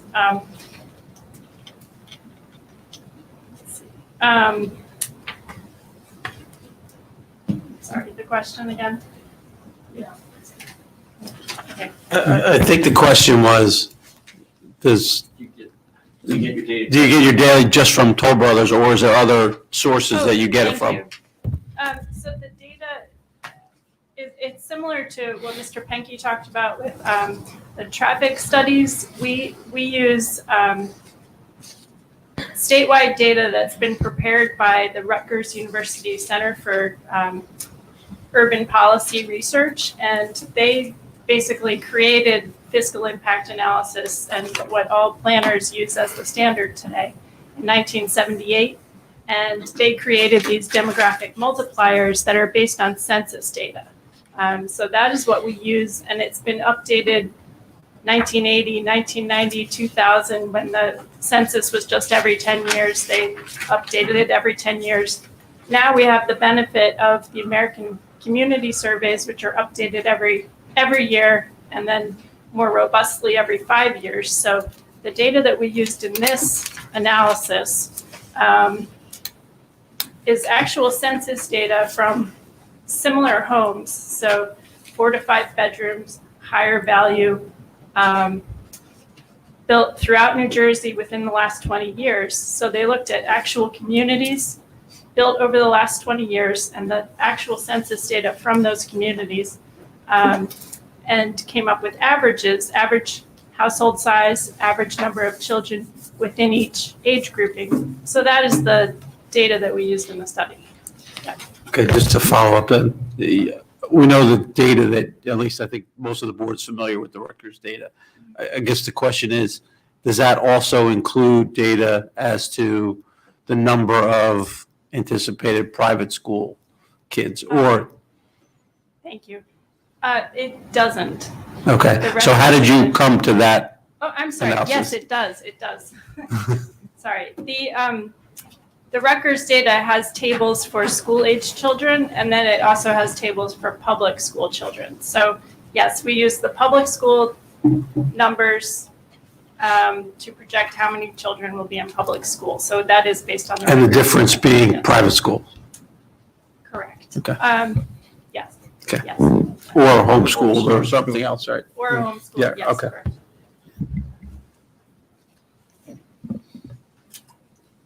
Any additional questions? And Just for the population back, so they're presenting 80% of the school-age children will attend public schools, which is in the report here.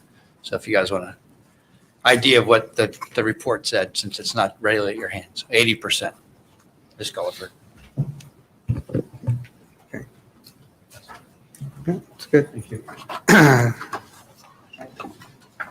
Thank you. Let the public, yeah. And since we did just have a witness, I'm just going to offer public a chance to ask the witness any questions on her testimony with regards to the community impact statement. Okay. Seeing none on that. All right. So we've come to the end of testimony. At this point, it is open up to the public who can provide any comments, any thoughts, on this application. It doesn't have to be, a question. It could just be, again, like I said, any thoughts, with the merits of this application. I don't think we set that at 5. We only did the business. Yeah. So if anyone wants to provide commentary and final thoughts on the application, please come to the mic, state your name and address for the record. Doug Eden, 55 Ann Street, Hillsborough, New Jersey. I have a couple rhetorical questions, I guess, on well water. But before I get into that, I want to ask a question. I was told last time I was up here that they couldn't hook into our existing trunk line from our sewer system that goes up Hamilton because it's a force main and it's pressurized. I researched that. I was asked to go back and do some research, and it's incorrect. It's actually, you can easily hook into a pressurized, and they actually tell you that you should. It helps out. It'll help out our system. I have a report here from Mazer Consultants. I guess they did the engineering design to our sewer system, and I actually offered it once before, and it wasn't accepted. But it actually explains that it would actually help our system because we have underflow. We don't have enough flow in our system. So it would anticipate another system hooking into it would actually help our system. When I went and looked at, we went and inquired about an open request. We've been getting some things back. We just started getting it back on the 28th. We're still getting things back as recently as this afternoon. It's a ton of information. I find some inconsistencies on things that we were told and what I'm finding in the reports that we're getting. And I want another meeting. I think we should push this out. And we're not done with the well water and the storm water. There's a lot more that we're concerned about. Do you want to state those concerns just for the record, if you've got some on mind? Well, first of all, I'd like to know why I was, if I could question for the engineer, if he can actually explain that to me, why, he feels that they can't hook into our system. Because when we looked at, I looked at some emails and things, correspondence, I gave our engineering design to Mr. Miani from Roycebrook, and I asked him to take a look at it. Maybe you could help them out, and maybe they can hook into our system. He took a look at it. He sent it to Jim Majewski, who was their engineer, to design their system. And it took a while. He finally got back to me and said they plan to take another route, and didn't explain why. And after looking at some of the emails that we're getting back, I see that Mr. Miani offered Hillsborough to give us, to hook into our system, $1.3 million. That was never brought to our attention, since we're paying for the system, and we're still paying for the system. I don't know why anybody would turn that down. And he also said in there that the MUA felt that they should design their own system. No reason why. I'd like to have somebody answer that for me or explain to me why. I mean, that would be something that we would be looking forward to. Mr. Cruz presented testimony, extensive testimony, or 2 hearings. We went through the sewer issues. And as Mr. Cruz indicated, we've been working in conjunction with the Township MUA as to the design of our system, where it discharges into the existing system of both the township and the county. So we're comfortable with the design. The MUAs, we've had very positive meetings with the design. So this is the design we went with, and it's subject to outside agency approvals that we anticipate getting. So we're not changing the sewer design for the project. Well, there's another reason why we have issues in our community. As you know, our ponds, our pipe, the sewer pipes that are going out of that go out of our area. And, I think $1.3 million could help us out quite a bit to do some of those projects with our sewers and dredging our ponds. I think that would have been a pretty good marriage, and, in my opinion, why the MUA, I'd like to understand why the MUA would want them to design their own if they could save money. I mean, we sat with Mr. Miani, he actually explained that to us. He said, if you can save me money, I'd be happy to give it back to your community. But we just can't give out money for no reason. So we found them a reason. And the Hillsborough MUA found a way to turn it away from us. I just don't understand that. I'm not happy about the well water. I feel that we're sitting here talking to Toll Brothers. Do you own that property? No, I was a contract person. So you're not the owner? That's correct. We need to clarify things with Roycebrook. We need additional meetings. There's our wells. I sent a letter to Mr. Ferreira back in 2019, asking to have my wells tested.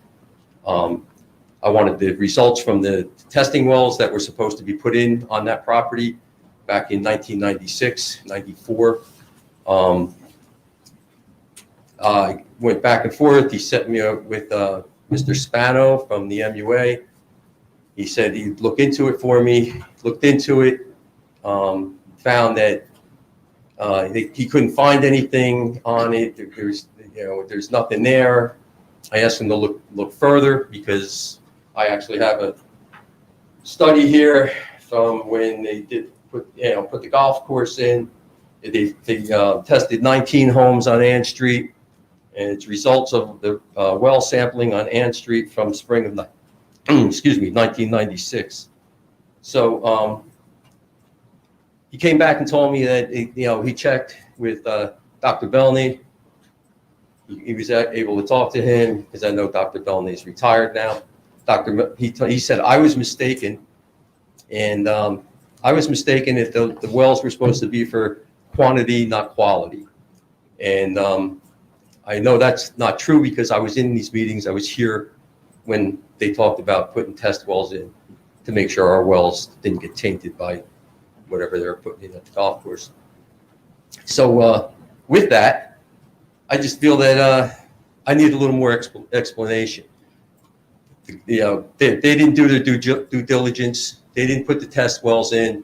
I found more correspondence between Mr. Bernstein, other people that suggested that they didn't do what they needed to do.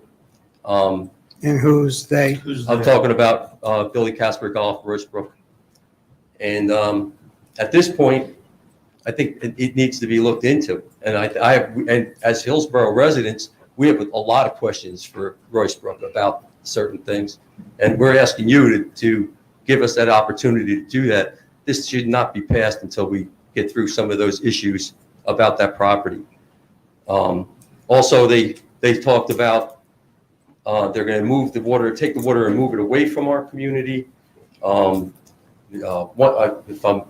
Correct me if I'm wrong, 1/3 of the flow that's coming into our community now, you're going to turn it and move it away, going the other way? The drainage area. The drainage area. So that's drainage area 3 that drops down, that comes closest to Claremont. That's correct.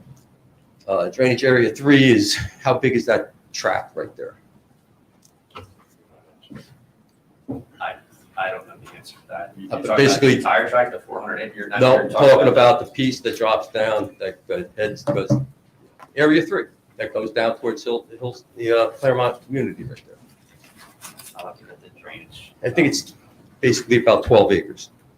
Okay. So if you're gonna take 1/3 of the water that comes off of 12 acres, because we're only talking about that property, not the 450 acre tract in a whole, right? So it's really a spit in the bucket. You're not taking a lot of water away from in my opinion, away from our community. That's contrary to the testimony, that we went through this at length. The entire property, as we went through at length, had different discharge points. And what we're doing here is we're taking a majority of the flow that would have gone to study area 3 down through Claremont, and we're regrading the site and repiping that stormwater out to a different discharge area, I believe study number 1. And that's why you see all, as Mr. Cruz explained, most of the stormwater detention, rain gardens, and the larger ponds are on the upper side because we're redirecting the flow and we need to have those retention areas to maintain the rate of flow at that study area. That's all to accommodate the reduction in flow to the Claremont area. Okay. But there's still all the other areas around that area that are flowing into our community. No, that you said that was the case. Mr. Cruz's testimony was to the contrary, and he went through all the drainage areas impacting the property. You'll recall we talked about study area 2. We talked about the areas off-site that also have drainage patterns. We went through all of that testimony, and I understand that your testimony was that you don't believe it will alter it. I can only offer the testimony of our engineers who studied it at length and believe that the improvements that are being made to that particular drainage area, which is adjacent to the Claremont section, will be improved, as was concurred to by the Environmental Commission and Dr., whose last name is now escaping me, concurred that that will be a benefit to the Claremont section. Okay, since you brought up Dr. Abrupta, we requested a written confirmation from Mr. Abrupta that his concerns he raised as a member of the Township Environmental Committee have been addressed, and he is satisfied. We haven't gotten anything from Dr. Abrupta. We were told that he misunderstood whatever you put in front of him. That's not right. I think Dr. Abrupta needs to send a letter or give us a letter satisfying what his concerns were at the Environmental Committee, because he had numerous concerns. Dr. Abrupta we were at that committee meeting, and as the committee indicated, they make recommendations. That recommendation led to a review letter. And Mr. Cruz, one of the things we dealt with up front was that very question that Dr. Abrupta raised relative to the conflicts between the charts. And we went through it with Mr. Sessa at the January and February meeting to clarify that the data was being read correctly. And you'll recall Dr. Abrupta had, one of his criticisms was that the print was so small that he had difficulty reading the charts. But when you actually spread out the tables and did the calculations, we did do them correctly, as Mr. Cruz explained. So we're not anticipating. Dr. Abrupta, he's one person on the Environmental Commission. The Environmental Commission prepared their summary, and at the last hearing, you'll recall, we walked through all of their recommendations and provided responses to each of their questions. I think he was talking about there was a discrepancy of like 6 million gallons of water, which is quite a bit, and we never heard from him again. And we have numerous questions for him. Again, just to clarify though, he doesn't have the authority to issue a letter on his own on behalf of the Environmental Commission. That's not how the process works. So he's a professional. He had issues with their plan, but that is the last we heard of it, and we don't have the right. The Environmental Commission has provided to this board its summary report. Whether one or more members agree or disagree with the summary report, or whether there are issues relative to such, it's the Environmental Commission has rendered the report. I will point out, with all due respect to Mr. Julian, it is advisory. It is recommendations, nothing more. The planning board is bound by none of the recommendations by law of the Environmental Commission. They do, however, take them into account on an ongoing basis. Mr. Julian is a very good advocate on their behalf regarding same, but Dr. Abrupka's comments, one way or the other, are not those of the Environmental Commission. So no one has a concern about his concerns? I believe his concerns were addressed. Okay. Yeah, I mean. So you're taking them into consideration? Absolutely, yeah. Okay. And Drew, do you have any? I was at those meetings and I was at this meetings and they were taken into consideration and addressed. Or any? No, I don't have any further concerns. I feel that those comments were addressed in the last testimony, and whether it was confirmed by the doctor or not, but I think they were addressed and fairly clearly last week. All right. Thanks. Well, my main concern is, again, we need to have a meeting or have questions for Royce Brook, Billy Casper Golf about this project. They're the landowner. I'm very concerned that I was told that I was wrong. And no one ever got back to me about the test wells. Now, we had issues with our wells in that area during item, and we never ever had issues before in the past.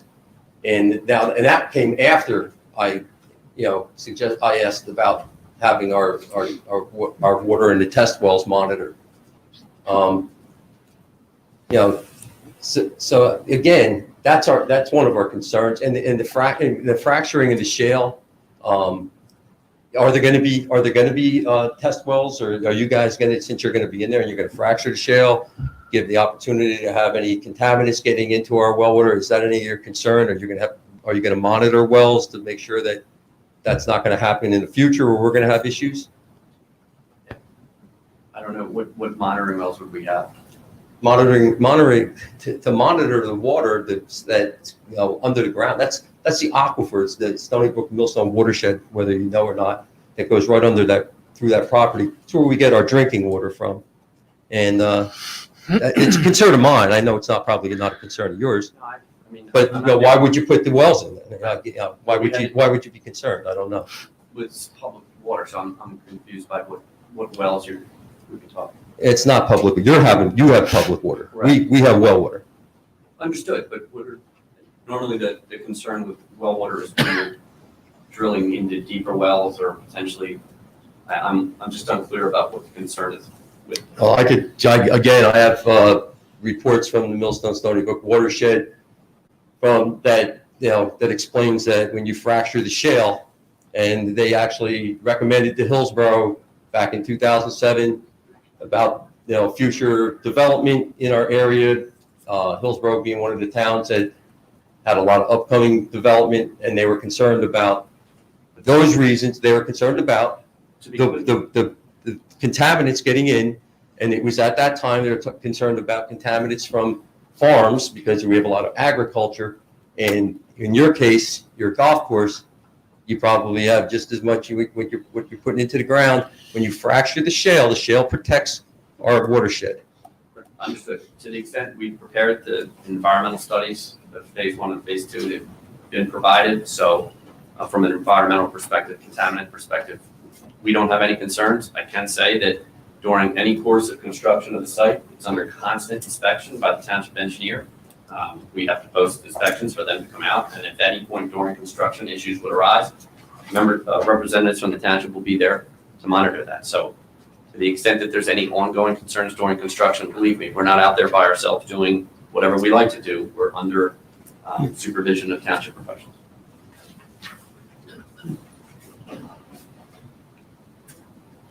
Mike, how you doing? I have a letter here to Mr. Biani from Michael Carr, Director of Environmental Programs, Hillsborough Township Health Department. And it actually concludes by saying, please provide written documentation that you have taken all necessary steps in order to fully be compliant with the prior planning board resolution for this property within 30 calendar days of this letter. Failure meet these requirements set forth in this resolution, this correspondence could result in legal action and/or negatively impact future plans for this property. And that was dated back on January 21st, 2021. There's some serious concerns here about the property owner. And before we go any further, I suggest that we have a meeting with Billy Casper Golf and Royce Brook over these issues. Thank you. Okay. We're going to take a 5-minute recess to give the senator a break. He's been chugging away for almost 2 hours right now, so. We will reconvene in about 10 minutes. I'm going to just say 9:35.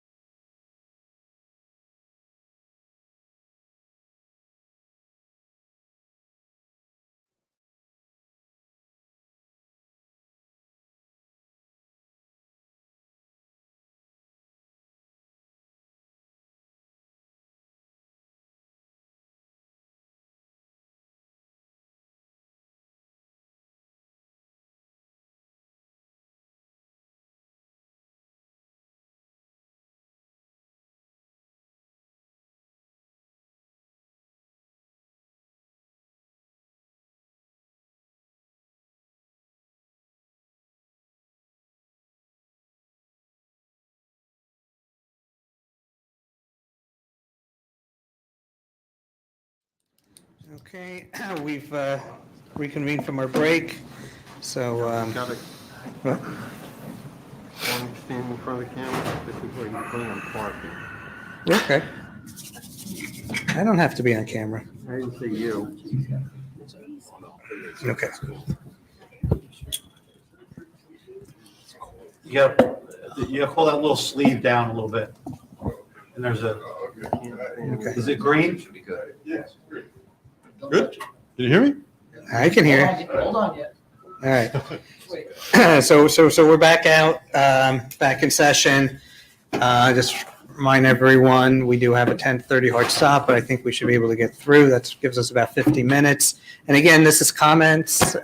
Testimony has been, has ended, concluded. So just try to keep everything to comments versus questions. So state your name and address for the record again, sorry. Tim Baracco, 3 Franklin Drive. Gotta hold that mic very close to your mouth. Oh, okay. There you Like that, okay. I want to pick up a little bit on what Doug started on with the monitoring well business. And what I can tell you is we've recently come out to some of this information. And so we're developing the whole background here, but what we can see is that there was a resolution, a planning board resolution in '94 when the golf course first came in that spelled out that there was going to need to be a monitoring, well, given the pesticides and all the treatments from the golf course and given our wells, there's going to need to be a monitoring well adjoining where the properties meet up to our, back of Ann Street, if you will, and that there was going to need to be monitoring, as Doug explained, pre-golf course construction, monitor some homes, and then there's going to be a special well put in by the golf course people to do an annual check just to make sure there was a purity of the water coming, up to our neighborhood. Now, what we've come on to is that, and he was alluding to it, in February of '21, there was a letter from Michael Carr to a W. Unami, Reston, Virginia, so I guess that's Toll Brothers.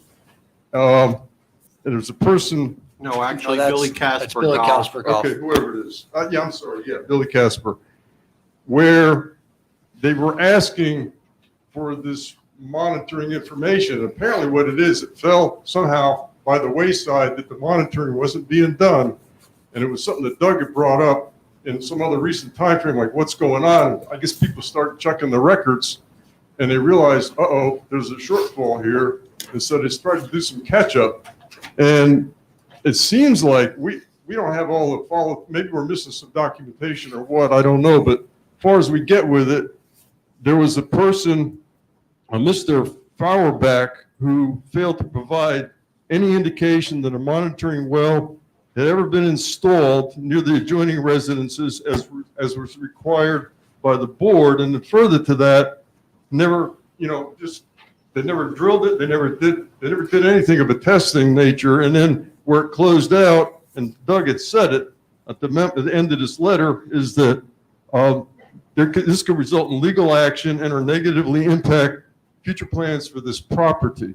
Now, this letter follows, this is February 10 of 21, follows a letter from Mr. Bernstein on January 21 of 2021 that went to a Mr. Kent Smith. And it spelled out that, I'll just paraphrase it, you got to do something about this. We get some test well information going and so on. The residents are concerned.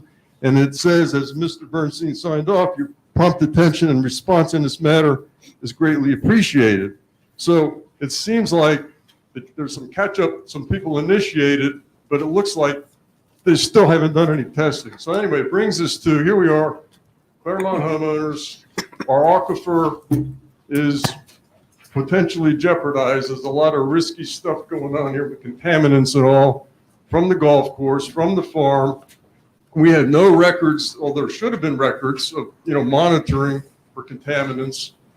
And now we're coming in with Toll Brothers and we're going to dig up and make a bunch of holes and all this stuff's going to start penetrating in. And there's not even a baseline of what we've been exposed to over the years, the 20 or so years, based on any records we see here. And here we go. It's like, this doesn't make sense. And in addition, I looked through the environmental impact statement from Toll Brothers, and they hired in an expert to do some of the hydrology kind of stuff for as far as, well concerns and whatever. He didn't seem to do that I could tell any testing on quality, current quality of the water or purity or whatever. He did some volume kind of testing. He did some wells, I guess, to see something to do with volume. Not that I understand it all that well, but it doesn't seem like he did anything. So we don't know anything about what's going on with the water in that regard. And it's not right. And in addition, if it was important when the golf course went in to have a monitoring well, it's even more important now that Toll Brothers wants to come in. Further to that, with the fracturing they're going to do and all of that, further to that, I would even say we just got done paying for sewers. We don't want to pay for city water if our wells go bad from contamination. There needs to be something in this agreement where we would be indemnified, God forbid, if the wells go bad, to put in a water system, as well indemnified for any health issues that could arise. There's a lot of, it's a can of worms here that I don't think is totally people have explored and thought about enough. Mr. Chairman, I recognize this is public comment, and I respect anybody's comment, but to correct the record, a water quality check was done. An analytical report was done in connection with our hydrologic evaluation. It was submitted in connection with the application. It's dated April 21, and you can see, if you want to review it, Appendix C is a background water quality report. And in that water quality report, it has an analytical test well where it was drilled for exactly this purpose of testing the water quality. It also has a list of all area private wells that were in the area that they took note of. The reports came back clean, and that's submitted in support of the application. It's been on file since our application. Can you just get closer to the mic to people in the back? Sorry, I apologize. This background water quality study has been on file for about a year. I don't know what Billy Casper's separate responsibility. My understanding is that they also have submitted their background water quality test that they were required to submit. So again, while I don't want to interrupt people, at the same time, I feel it important to at least correct the record that the information was provided. Whether it's been reviewed by members of the public, that I can't say, but we did provide that, and the water quality analysis came back clean. All right, well, that's good to know, but I'll mention, how was I to know that? It's not spoken of at all in the environmental impact statement. They talk about, concerns about well water and purity and all that. That whatever you just quoted is not mentioned here. So I had no way to know that. And then further to that, is that something that like a doctor of doctor would have been able to look at to see how many constituents you tested for and how all the results came out? Yes. Okay, do we know if we did it? I have a concern that I've raised every other time I've been up here. Someone who really looks careful at all of this stuff, whatever you call them, a hydrological expert that looks at this stuff. Because I don't know, we feel like we need an advocate. Since I said Well, that's our professional, Mr. DeSesa, your firm has looked at all this. Yeah, well, we reviewed these reports and we look at the conclusions. I mean, can't say we're hydrological experts, but we're reviewing the reports and the conclusions and we're relying on methodology. So normally if we find something that is a problem or indicates a potential problem, we'll bring it to the board's attention. But as was indicated, the water quality studies were done, monitoring wells were installed along that eastern property line. A number of them, they were all tested. So it was a thorough study. So we didn't identify any problems. Right, and those that are doing this study or performing this, they are licensed, certified? Yes. Okay. Correct. And to speak up, did you just say that you have test wells along the property line? They're being tested? I couldn't hear what you said. The applicant's professionals installed monitoring wells in that area, correct? In this report that's being referred to. What was the date? April 2021 is the report. April 2021. Okay, but it has nothing to do with the responsibility of Roycebrook Golf. Correct, that was the report submitted by this applicant for this applicant. This applicant, my concern was Roycebrook Golf. And if I could ask, it's sort of out of my league, but is there something of a, how would you say, a guideline of what they're supposed to be looking at, that they conform to that? Or, what is the framework of doing this testing and knowing what things to look for and what's the allowable tolerances and all of that stuff? Does it conform to all that kind of stuff? Yes, the state of New Jersey has limits for contaminants that they provide for drinking water. So they'll have an acceptable limit of concentration of each contaminant, and that's what is compared by the lab. They'll compare it to the standard that the state has set. Okay. And that's what determines whether it's acceptable or exceeds the acceptable limit. All right, so, what's good to know? Goes back to what Doug was saying, though, there's this other requirement for over the years, the 20 or so years that have passed, there's both been monitoring going on. Apparently it hasn't been on and been going on, and the golf course people have just not bothered to do anything, even though they've been requested by our town attorney and by our town health officer. And it goes back to, we need an advocate. It seems like, okay, Toll Brothers is going to come in. I don't know if it's been spelled out that they need to have an ongoing test well monitoring, but certainly they ought to. And this one that the golf course was doing, maybe that serves as purpose for both. I don't know, but somebody's got to make sure that, that is followed through on and done, for the sake of us, using well water and dependent on healthy water.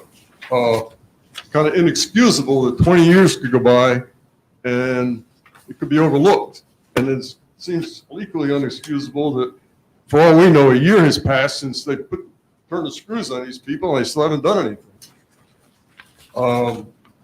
Don't get it. How are we supposed to feel comfortable about this? So I'll go back to saying, too, that it seems like somewhere, I don't know where this gets written up. There needs to be something written up that you would think to indemnify us that if our wells go bad, someone's going to pay for all the connections to be put in. We don't want to pay for them to dig up the streets again like we're paying now for the sewers for whatever the time frame is, 20 years. It's got to be something in there to backstop us. I don't know who's responsible, but you can't put it on us, I don't think. Not fair.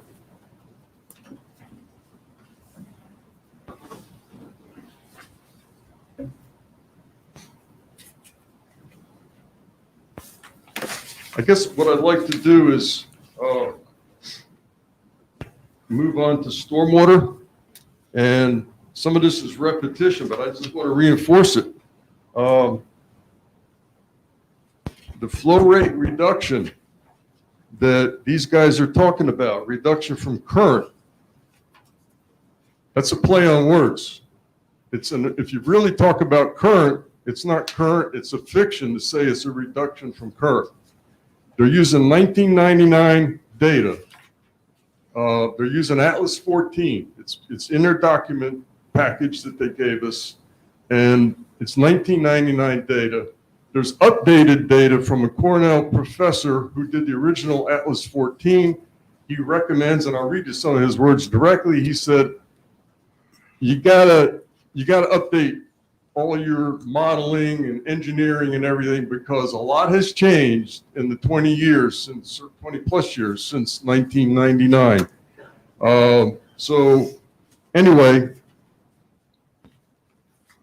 the data that they're using for all their design is wrong. Now, what does that mean? That means all their ponds, all their connecting pipes, all the peak capacity is inadequate.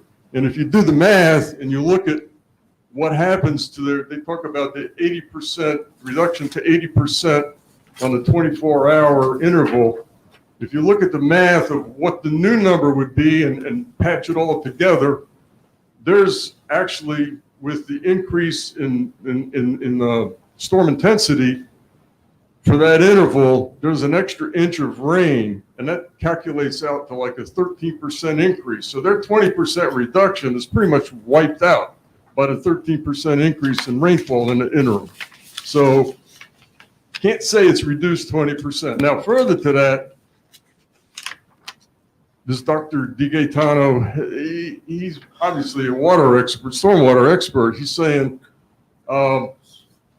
you also need to not just catch up for the gap years and use current data, but he's saying you need to do modeling for and anticipate into the future to have some extra resiliency.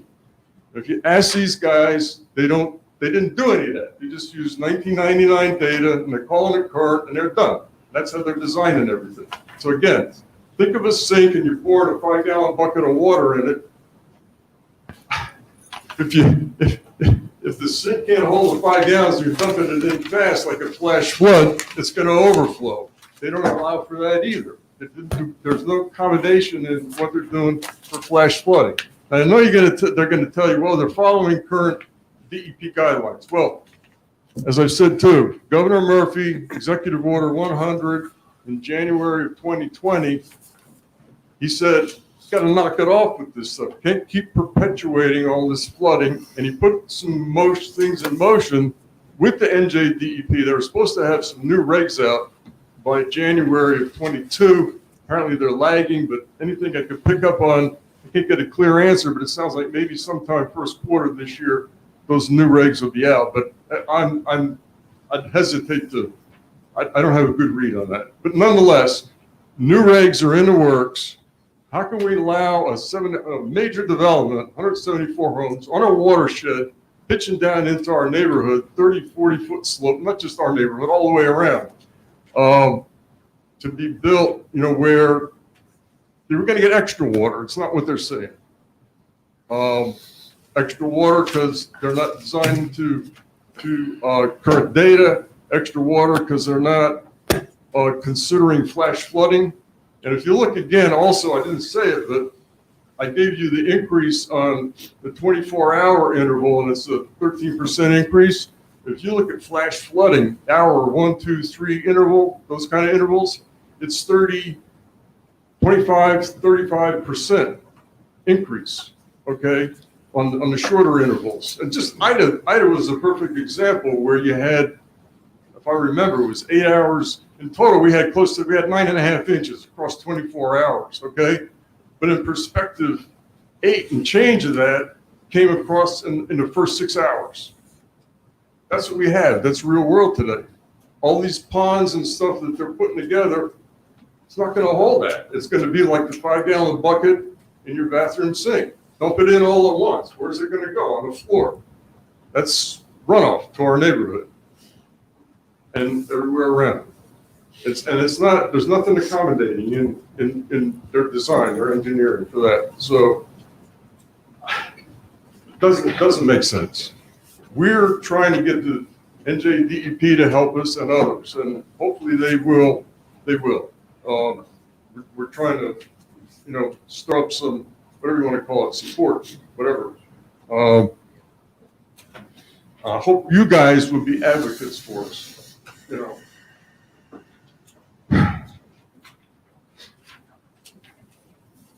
It shouldn't be, as I wrote a note here, we the community need an advocate. This shouldn't be the residents' battle to win. The town should be looking out for us, right?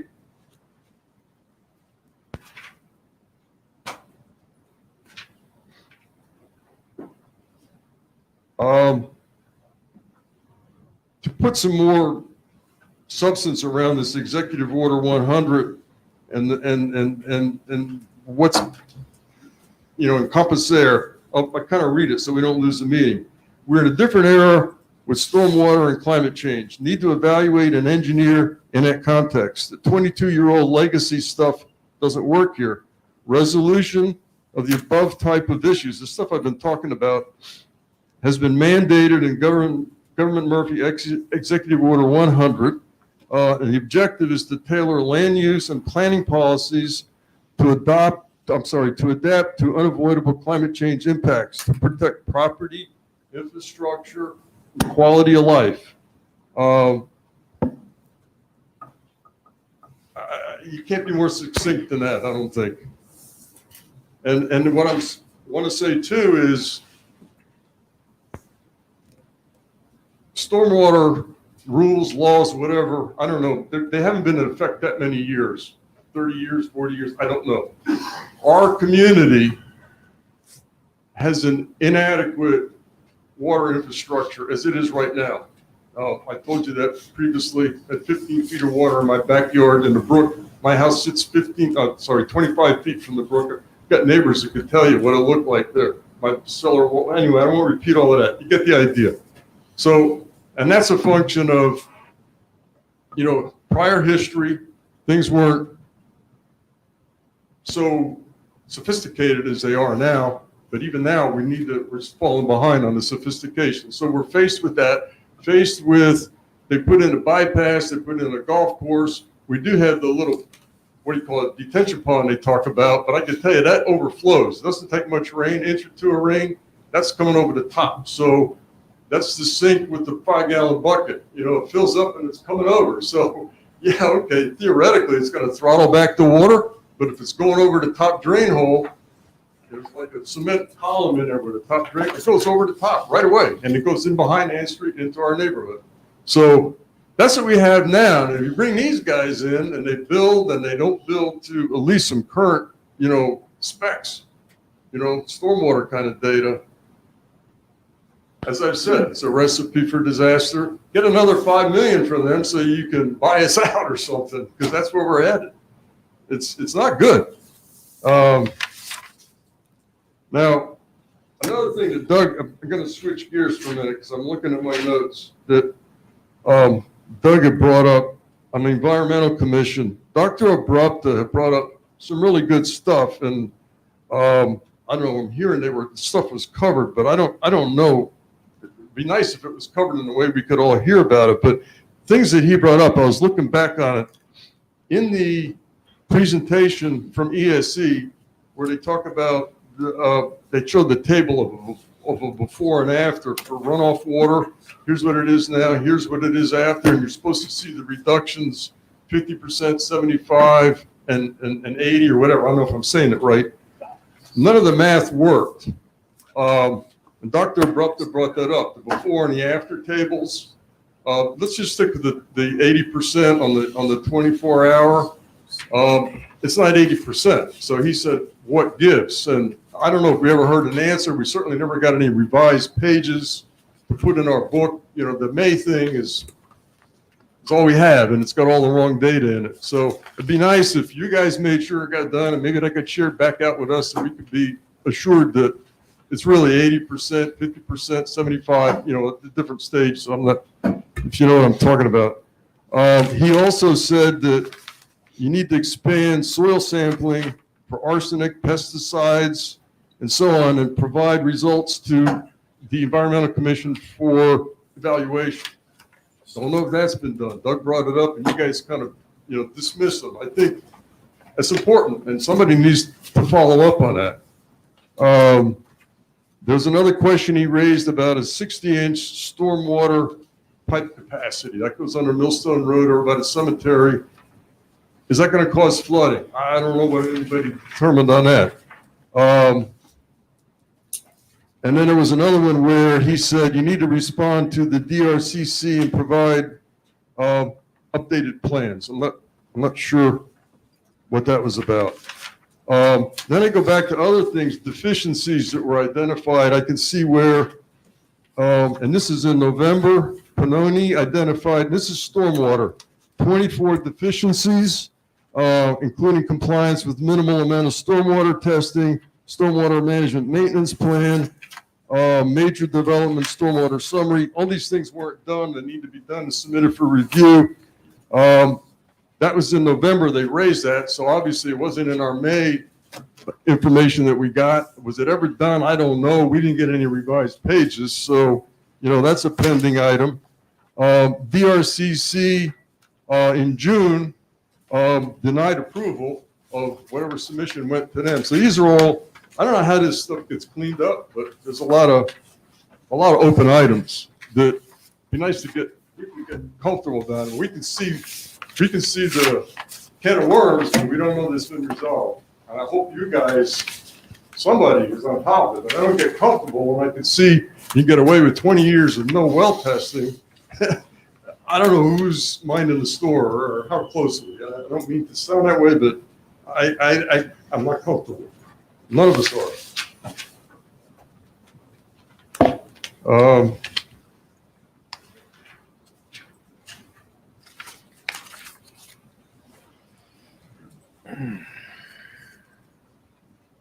So I'll repeat the one thing too, is that they got this myriad of, I guess it's 21, some kind of, what are they called?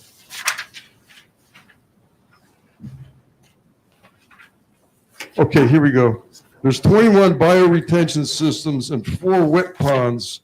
They're all interconnected with piping and, you know, they're meant to meter the water discharge to let's say the 80% if we're doing the 24 hours. All of that's going to be overwhelmed, as I said, because you got the wrong, they're not using current storm data. They're not doing anything to accommodate flash flooding, which is, think about in the summertime these days, that's what we worry about around here. Flash flooding goes on, but you're always getting the little news flashes on your phone and stuff. So that's got to be factored into this, or we're just not doing our jobs, obviously.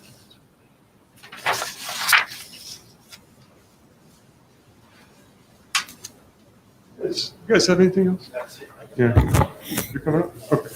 All right. Thank you. Thank you.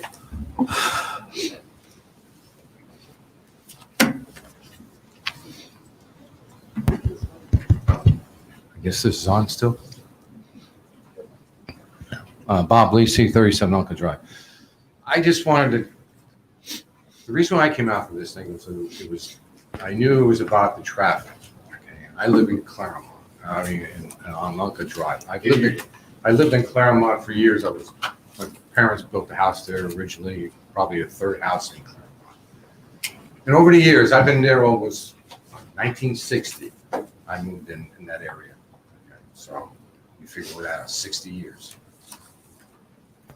And it's just mind-boggling to me is that you're saying it's only going to be less than 100 cars coming out of this location in the rush hour. But you have other locations that are going to be dumping into Millstone River Road, into Amwell. And there's only 2 ways to get to 287. And where that's majority of the people are going to be going is 287. Is you got 206 and you got Millstone River Road. And you have other locations that you're building. New facilities on Almo Road, new facilities down at the end of the south side of the township, at the end of the bypass. And then you got the new development on 206 right in town. Where are all the traffic's going to go to get to 287? Majority of probably Millstone River Road. So that's probably the shortest route for those people. So to just do a road, a traffic study for one facility and say, well, it's only going to, dump, 80 cars in an hour. 80 cars in an hour from that location? How about other locations? What's it going to be? I just wanted to say is that I think that the committee should look at doing a complete traffic study of the town and judge from that. Maybe, or maybe there's a possibility of looking at maybe reducing the homes from 171 homes to half those homes in there. So instead of having 80 cars, you got 40 or 30 cars dumping into the traffic. The other thing is that is another alternative of accessing or getting out of that development, this new development, to Millstone River Road. By another avenue along the airport.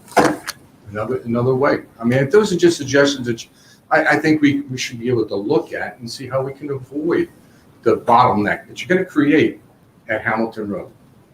You know, the left turn section of Hamilton going into the bypass there, it's 3 cars. That's all you're going to be able to, you know, and there's times there that I've seen it that you had 8, 10 cars in the left turns on rush hour. So what are you going to do? You're going to dump another 80 cars in an hour to that location? So I just think that you need to look at this completely. I don't think, you know, people are going to really object to having homes. And the other thing is that somebody brought up that there's a proposal for a warehouse in that area. What's that going to do? A warehouse, tractor trailers on Millstone River Road? I think that all that's got to take into consideration the neighborhood. The other, I have a question for you guys. When did the zoning laws change for this area?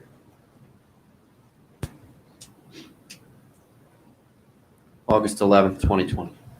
Or what was the original zone for?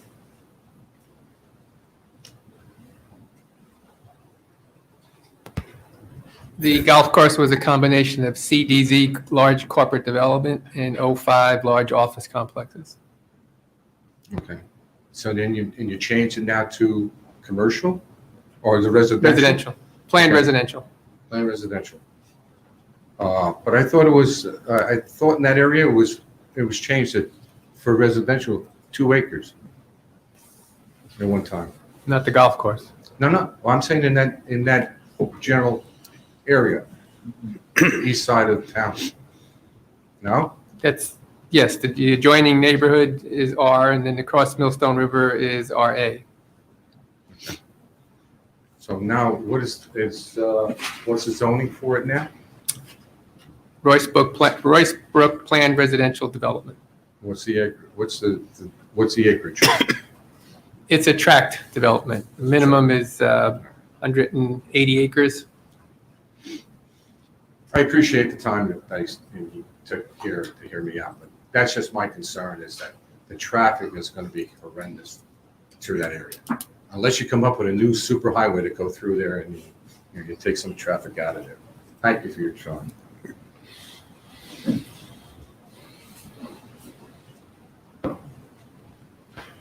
Hello again, Chris Mielek, 30 Anka Drive. Just to follow up, David, or Mr. Maskey, I'm sorry. Regarding the rezoning of the planned residential, did that rezoning also affect that property that Redcom is advertising for the warehouse? No.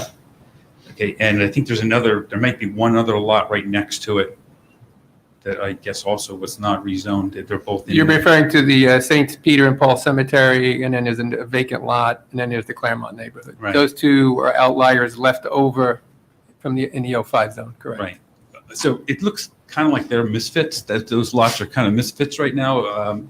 Is there a plan to rezone them? I don't know if that zone is applicable to those 2 small lots, the way they exist. Yeah, I mean, that's a good question. It's a little bit outside the purview of this application, but it's, we understand what you're asking, yeah. Okay, I'll follow up later on that. But, so I do have a couple questions for the applicant. The July 30th, 2021 report from the County Planning Board deems this application incomplete. Is the status of this project with the county still incomplete?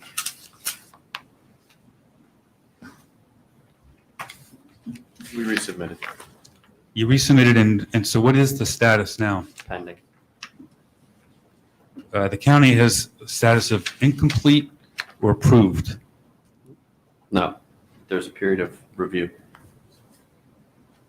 And as we've indicated, we need all outside agency approvals, including county. Okay, I just want to get clarification. Like maybe you can get that letter for me that says that it's pending, or County application is available through the county. But we'll be happy to provide it after the meeting. If you give me your contact information, we'll send you a copy. So you received another letter from the county after the July 30th letter? Sitting here right now, I don't know the answer to that. Okay, well, if you don't know the answer to that, then how can you tell me that the status is changed? I can tell you because the engineer provided me that information. But like I said, I'll provide you the status. You can give me your contact information. We'll provide it to you. Okay, the reason I'm bringing that up is that letter did have a couple comments in it that I think are relevant. Actually, that's relevant to the county's review. Well, it's relevant because there's stormwater management comments in there. As we explained during the hearing, we have to get outside agency approvals from 4 different agencies relative to stormwater. Okay. I don't feel like I'm getting anywhere with you. Is the project engineer here that? We're not perhaps I could- answering, we've closed testimony. This is your time to comment, so I would welcome any comment you might have, Mr. Mulek. Testimony is done. This is comments at this point, but just to state, and I know the attorney's been reiterating this, any application that the planning board may approve is contingent on them receiving all external agencies' approvals. Just because they don't have it today and it's still in the pending status, they cannot start pulling permits or do any building. And if they get denied any of those, it's over. The application. Okay. They cannot move forward. So I just clarify that. Okay, That would not hold up a vote. Right, I do tonight. understand that, and I just, we had comments discussed today about traffic. In that county report, there were traffic comments. I think that they dovetail in with my concerns and the other concerns that the board has heard for Millstone River Road. So again, what I'd like to do is reiterate my request to the board that during your deliberations, and if you're going to make a motion for approval, that motion include provisions for additional traffic studies and possibly additional improvements along Millstone River Road. One of the reasons why I state that is... Mr. Chairman, just for the record, the law prohibits off-track improvements being requested of an applicant where the improvements do not directly affect the application, i.e., if it isn't within the confines of the property itself or in front of the property, off-track improvements cannot be requested as part of a condition of approval. And that, sir, is the handiwork of the New Jersey State Legislature and the New Jersey courts, not this board or any action thereof. Their hands are tied. Okay, when you talk about off-track and on-track, so there is frontage along Millstone River Road that this property has? Is that correct? It's off the track, though. It's not on the track. It's not an egress or anything like that. But they have frontage on Millstone River Road. Right. That means it's on track. Right, but not to the road itself. The road is not part of their track. No. What can be required is any improvements for the egress or entrance, to the property, but not to an adjacent road. That is not it's not in our jurisdiction, and as our attorney stated, and we'll just, put in layman's terms. And New Jersey allowed to put that in there to stop bribes. I mean, that's really what it was a quid pro quo, to stop that type of activity, and that's what happened. The traffic signal that's being proposed at the intersection of Sunnymead and Falcon, is that signal being funded by developer money? I'm not aware of that. That is part of improvements based on the development of the Sunnymead development, yes, because it's on their road. Okay, it's on their road, but they don't have frontage at that intersection, do they? They do not. So the type of improvement that I'm talking about is no different than that type of improvement. As long as it can be justified from a traffic standpoint, there can be improvements required to mitigate impacts. As far as mitigating... If the applicant agrees Okay, well, let's In switch this, it- in this case, so I want, the reason I'm interrupting, sir, is I want the record clear for whatever will happen after. The traffic light in question on Sunny Mead and Falcon, if my memory serves me correctly, is part of a donation given by the applicant. That's correct. If this applicant wishes to donate money towards signalization, they may do so, but the board cannot tell them as a condition of approval that they have to contribute for signalization on Millstone River Road or any other road that is not directly, look, if the board determined there was a need for signalization at the entrance to the application, that's one thing. But off-site, so to speak, that's up to the applicant as to whether they're interested, and I'm not going to speak for Mr. Hoff. That's his call at his time. But board can't make him, as part of a condition of approval, give money for signalization, a road study, a traffic study, a road improvement, or anything else regarding a road that is not directly in front of the property. And it's not our road. I understand that. So let's switch to our road Okay. then. So Hamilton is a township road, and there is a substantial amount of frontage on that township road. What type of improvements, frontage, curbing, drainage improvements are being required? None. None. Why? Why is that?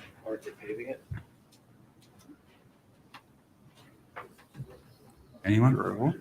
Is there a need? That road- Wasn't it being paved Yeah. once the sewer line went out? Repaired from the construction of the utilities, the force main. Mhm. Right now, that road meets the township standards, and if there's no justification for widening it, which there hasn't been from a traffic standpoint, there's no real need for that, or any other improvements.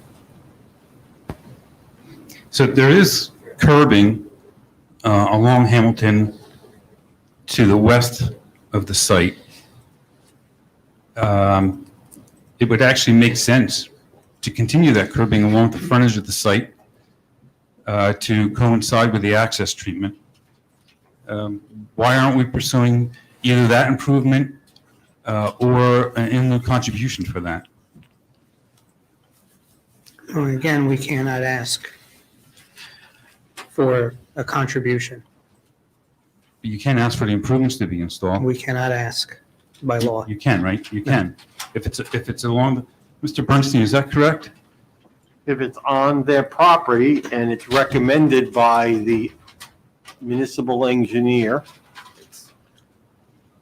Okay, so we've got a lot of concerned citizens here. We've been talking. Which is not being done.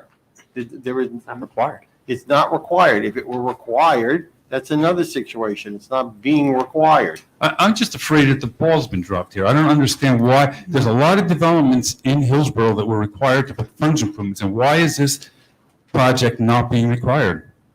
It doesn't make any sense to me. To put what in? It would be curbing and drainage improvements along Hamilton, so it's an improved roadway. No, but you were starting to go down the path of other examples, so I'm just. You want other examples? I'm sorry, I don't understand. Because you're saying that there's other areas here that was occurring. I mean, if you look at all the It's developments. immaterial, Mr. Chairman. The I know. issue is this application, the board engineer has not recommended to the board for consideration that there be additional improvements on the roadway in front of the project. If Mr. DeSessa wants to review the situation and come up with a different recommendation, then he has the right to do so and advise the board accordingly, but it's my understanding he's not recommending it. Okay, I guess the only thing that I could say, and I really feel that we're being let down here. And the only thing that I can say is if the board could at least put something in the approving resolution that there was a boatload of comments, safety-related comments, traffic-related comments, that were totally disregarded. Just as a matter of record, so from a safety standpoint, if things get worse, we can see perhaps why that happened. I think that's all I can ask for, because it doesn't appear that we're going anywhere else with this. It's all going to be on the record. Everything is being recorded and be in the transcript, so it's all on the record. Thank you. Thank you.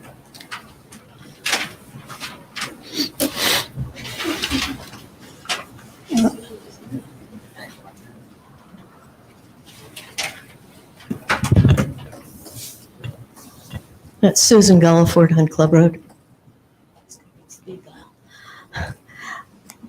I understand a lot of the concerns of the people who live in Claremont. My in-laws bought that house at the end of 59 on Claremont Drive. It was the only home they ever owned. They never thought they would be there. After they're Ukrainian, they got moved out by the Nazis. They never thought they'd own a house. But in 1960, they were told the sewers were coming. Well, my mother-in-law, who was familiar with septics, babied that thing along for 50 years. She was in the hospital when we finally got the sewers put in. We were in the middle of digging up their front lawn. She never got a chance to flush. That was one of the jokes in the family thing. After working at it for 50 years, never got it. And we were in the middle of installing it when we were trying to sell the house for the estate because we were the executors. So there's a lot of things, concerns that the people have, including the cost when you're explaining that to somebody who wants to buy the house, you hope. When the golf course was developed in the mid-1960s, it went from agricultural to the golf course, and everybody there understood that was going to be a more intense use. But it was also understood that, well, it's better than a development. And this is the third proposal I've seen for that property in at least the last 20 years. We had Eden, we had the people that wanted to do the mixed use. And, you know, they've been through it all. The neighbors aren't naive, and they're definitely less naive now than they were. The neighbors, okay, it's a big empty piece of property. A developer spotted it. There's no question it was going to happen, that a developer was going to see it. This developer understood that Hillsborough Township was under the gun for our affordable housing obligation, and that's all she wrote. So I'm asking that there's a few things that maybe could be done. In the resolution, could we have something about the well testing? I came across a September 11th, 2020 memo to Anthony Ferreira from Mike Carr. And in it, we really need something here. In it, he discusses this well testing that was supposed to have occurred every year. And he mentions that the township officials were informed the New Jersey Department of Environmental Protection required the installation of monitoring wells on the Roycebrook property. The wells were required to be tested annually as part of New Jersey pollution discharge elimination system permit that Roycebrook received. And it's a brief memo. He's trying to catch the board up on what had occurred here because there were some questions apparently. And he says, finally, the testing conducted in 96 only tested for 7 constituents, while the annual testing required under the NJP DES permit required the analysis of drinking water quality for 117 constituents. I'm not sure, as other people have said, why this fell by the wayside, but I'm hoping there's some way that this well testing can at least be written into this resolution.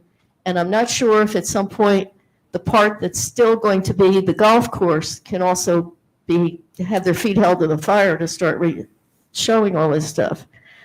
And the monitor welling testing, I hope would be in there. And the other thing I'm not sure about is the rain gardens and the basins.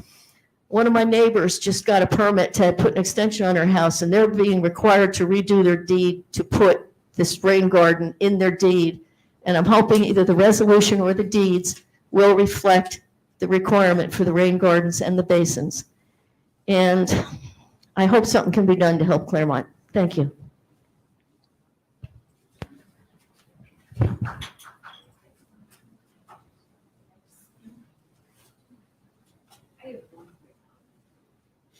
And I'm probably going to get told that this is not part of the application. Joan Shuttner, 30 Maple Terrace. Millstone River watershed. I know we've been saying this, we've been asking and pleading to take a holistic view. And excuse me, Mr. Bernstein, to take a holistic view. We hear rumors of 4 warehouses going up. We hear 174 units going in. We hear potential other houses going up. We know that the apartments went up across the street from Avalon. Pheasants Landing flooded. Pheasants Landing doesn't flood. A woman died during Ida. The Millstone River watershed encompasses 5 counties and 26 municipalities.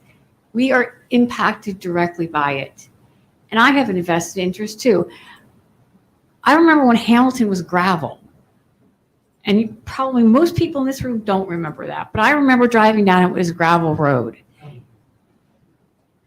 Claremont does, but my point is that I understand the application is this development. It meets the 45% impervious ground that we've heard from the studies and from our experts.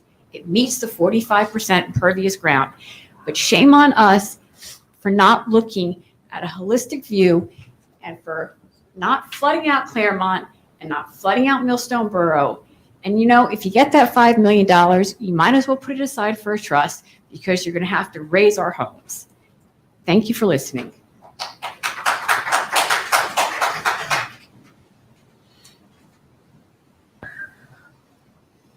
If we're required to check back in, but my name is Tony Galupo. I'm a resident of 44 Franklin Drive. This gentleman here have exerted a lot of effort. You've all done the same thing as well. My comment from somebody who's a resident and is directly affected by this is don't approve this application. Everybody's trying to beat around and be nice and anecdotal stories, and no disrespect to anybody else besides here. When you're talking about a traffic study, if you're like other parts of this are not going to be impacted. If somebody starts to make a left out of Hamilton Road, there's only going to be a small window before everybody coming from Somerset and River Road behind the Getty and the gas station coming up there, all of those folks make the right. And if you've ever done that, when they're making that right-hand turn, that's because there's nothing coming out of Hamilton or nothing coming up Amwell through that bypass. So when you start to put traffic there, I understand we're talking about one peak hour is going to be those hours, but stretch it out from 5 a.m. when people start to leave to 9 when the late folks come. Put all of that on that road, okay? When we're talking about this, it's not a simple matter of, you know, when you have to make a left-hand turn out of those side streets, it doesn't matter if you slow the speed down for the county, and I understand that's not part of this. However, if you slow it down, then the cars are going to catch up to themselves. Then the Caterpillar is going to get closer together, and there's going to be fewer opportunities for people to make turns. And then you're going to exacerbate that with all of the next development up the road. So please understand that that's same thing about the flooding and everything else. The lives matter there when people are trying to make a turn out of there. Okay, so that's the first part. I noted it, so I didn't ramble for you. I had 1:15 per topic. When we talk about storm totals, and they're giving us reports about what the data said and those type of things, you also have to understand that groundwater and cumulative effects of 2 storms back to back also factor in here. You can't just say there's a 100-year storm and that's it. And I understand you're required by law to understand these things and adhere to it. If it's written, whether or not you want to or not, you've got it complies and you have to move forward. But there are special circumstances here. Because Henri, for example, the week before dropped 4.5 inches before Ida dropped 8. And when we're talking about ground saturation and what that looks like and feels like, I welcome all of you as members of the board to come to my yard, 44 Franklin Drive. And you'll see that the grass and the soil are still lifted up and there are holes all over from where the water was just oozing out of the ground. And that comes from behind me. So when we're talking about moving that whole area north and having the runoff from this community come there, there's still going to be backfill. And I don't care when we're talking about the land contours and those type of things. It's south to north. And when we're talking about these drainage studies and those type of things, if they're not happening during the actual moment of the storm, it's irrelevant. So I can't say that every test has to be approved based on a storm. I'm not saying it like that. I'm just saying try to really factor that in. I have pictures of Sunnymead with a car underwater. The flooding through that right there from after the hill on Sunny Mead to the rain to the railroad tracks. There's a car sitting in there. Not rumor, I have the photo with me. So when we talk about the incursion of water into the site, we can say it terminates halfway in at that, but everybody knows that's right into the river. It's just all part of the same section of everything flooding through. And this is part of it. So what you're putting around and putting in through there, it counts. So please understand that. The last piece is, having lived here as long as most, but I enjoy the community. I think these sessions, while difficult at times, are important. But I think that somewhere in there, it can't just be that we're following the rules and we're blinded by what everything else is happening. There are extenuating circumstances. You know that all the people use from coming up River Road, they go right up, make the right-hand turn and go right there to 287. We know it. So it's only going to get worse as you add more people through another area that right now isn't getting a lot of flow. So each of these things affect everybody around here. And then more people are going to complain that there's a long way to make the left at Hamilton. It's all going to exacerbate and keep on going and keep on going and keep on. This is the tipping point. Because if it starts here, it's a precedent for everything else down Hamilton. This can stop now. Thank you very much for your time and attention.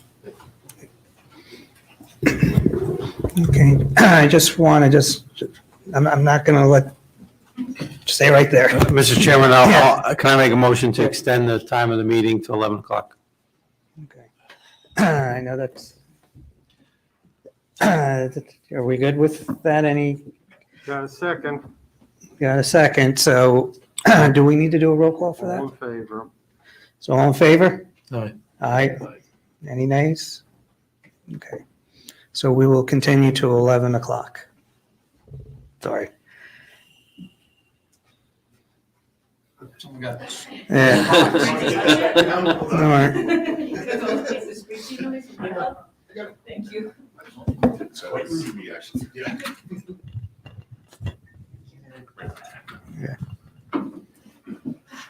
Thank you.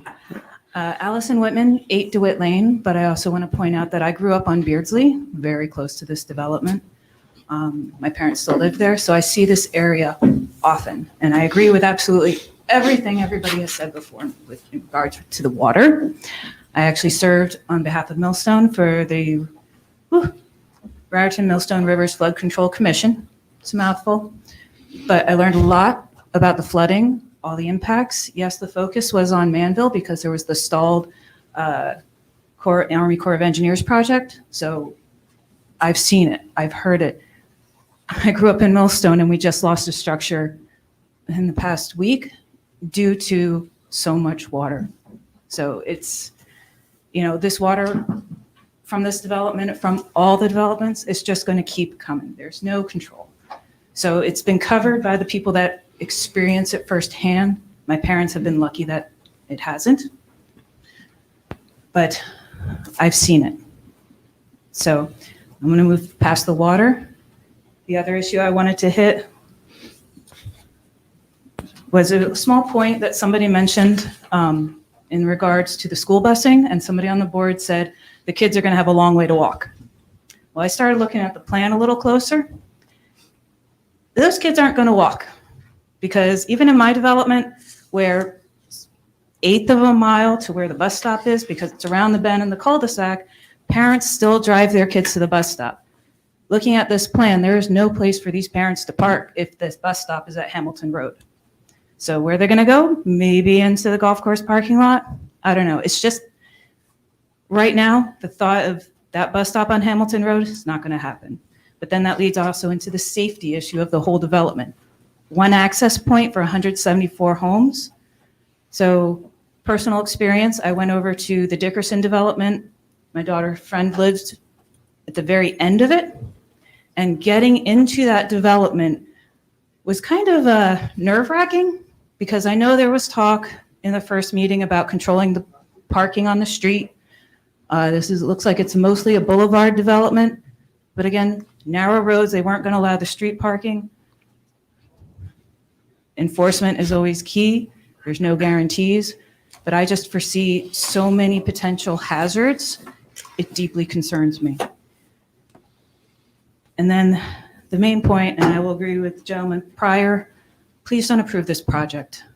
I will say the same thing as I said for the Erickson development 10-ish years ago. It is not appropriate location for the scale of this development. It's simply not appropriate, especially from what I understand of Hillsborough's master plan to have Main Street. Oh my God, we finally got 206 completed, and the original 206 is now more, I don't know, tranquil. I can actually make a left-hand turn without a traffic light. It's amazing. So keep the development closer to 206. This is clearly closer to the river than it is to 206.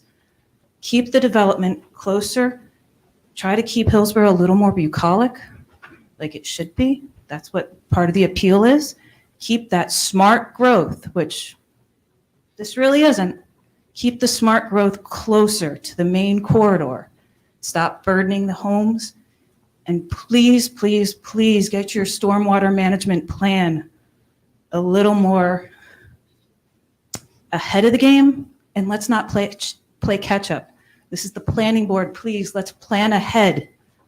Plan for the next Ida, for the next worse than Ida. I don't want to see Hillsborough wash away. Please don't approve this project. It is not appropriate for this location. Thank you.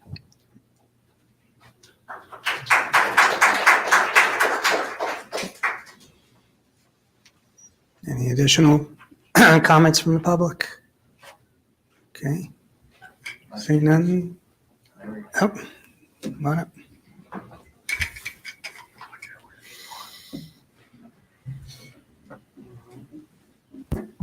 Maria Janusik. I had submitted a request for government records, the Open Public Records Act and OPRA, in regard to the settlement agreement that Toll Brothers has with Hillsborough Township.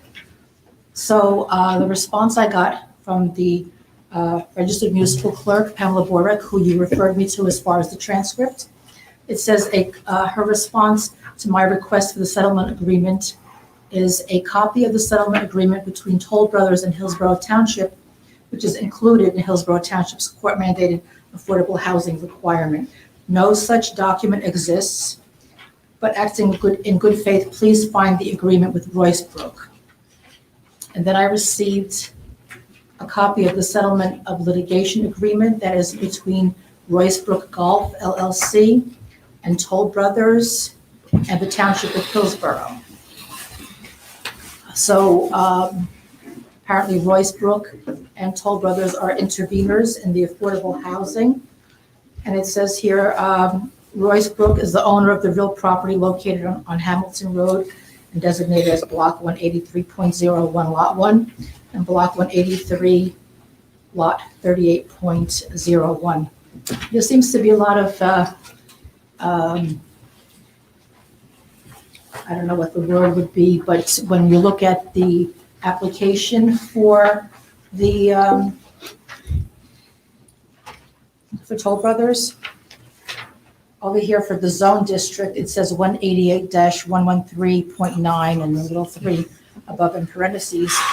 And then it says the lot size, and then it says exists block 183, lot 38.04. What is block 183, lot 38.04? Where does that come in? Then there's a copy of the map, page 76, and there is a block 183, lot 38.02. Where does that come in? And that's part of the application. So this applicant says it's a proposed affordable housing inclusionary zone, block 183, lot 38.01 and block 138.01, lot 1. And this is specific to those. So this is a an amendment to the Hillsborough zoning ordinance, section 113.9, Roycebrook Plan Residential District, and this applies to these two properties. So is Toll Brothers building on these two properties? Because apparently there is a proposed third lot, but that's not mentioned anywhere over here in this amendment to the Hillsborough zoning ordinance. So how is that going to be dealt with? It's going to be a new parcel of land. Now, in the settlement of litigation agreement, on page 2, it says, whereas through mediation supervised by the courtmaster, the parties have reached an agreement in principle that Royce Brook and Toll will develop the property to include a project consisting of no more than 174 single-family homes hereinafter the project, with the developer making a contribution of $5,040,000 to the township's Affordable Housing Trust Fund for the purpose of funding, in part, municipal affordable housing development in the township. So this means a big chunk of this money can go somewhere else. And where's the affordable housing? No, it This is can't, no. supposed to- Let's make absolutely sure the record is correct. That money is going to affordable housing. It's part of our Affordable Housing Trust Fund, it's part of our plan. That's where it's going. So in this settlement of litigation agreement, it states in part. In part of the overall trust fund money Affordable Housing Trust Fund, it is going to the funding trust in fund. part municipal affordable housing. So that Ms. in part Janasek, I'm the implies- drafter of the document. The money is going to the trust fund. It's part of our spending plan, it's part of our application, it's part of the litigation. That's where it's going, nowhere else. Okay, but in here it says in part. Now,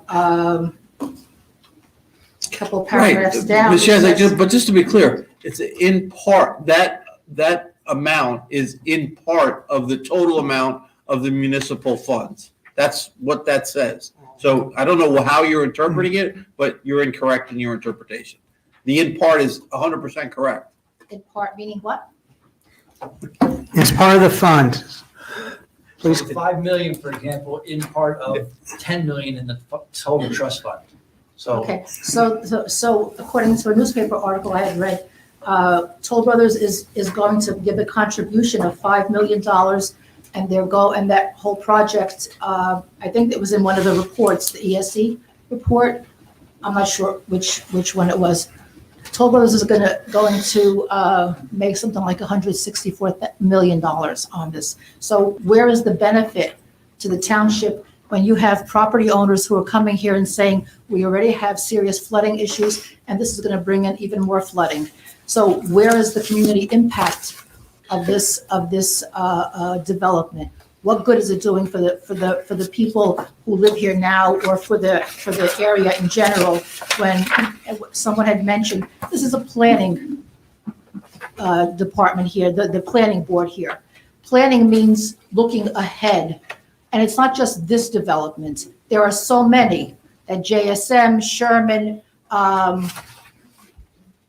Campus, and those all have serious flooding issues also. So you're just adding to the problem, and you all know this because some people come here and they talk about their specific issue. You hear all of these. Campus, very serious issue. Sherman, you got to be kidding. You're right there on the Royce Brook, and that's something to talk about too with who the developers are. Not before the board. Right. So, Ms. Janusik, we're So trying this application under the guise of affordable housing doesn't look so good. Also, according to the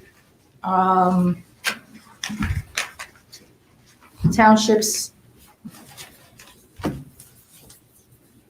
plan for affordable housing, there are environmental constraints. This was recently, where is it?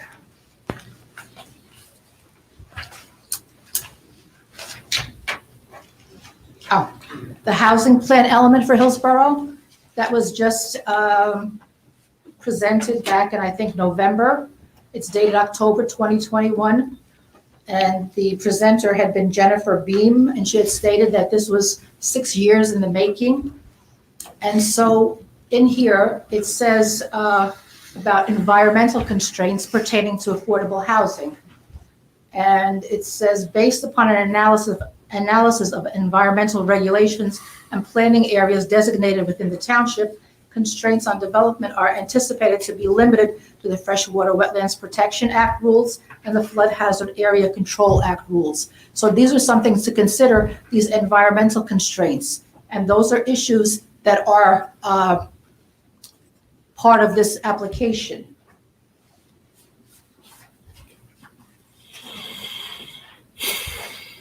A report by ESE Consultants, additional application information, project descriptions, narrative. It says description of specific site concerns, environmental. The subject site has a number of environmentally sensitive restrictive areas, wetlands, transition areas, flood hazard area, riparian zone, DRCC, stream corridor, Hillsborough Township stream corridor. So there are very serious environmental constraints on this property, and that's supposed to be a consideration regarding the affordable housing that's going to be coming into Hillsborough. This is not giving any affordable housing at all. This application should seriously be denied. Thank you.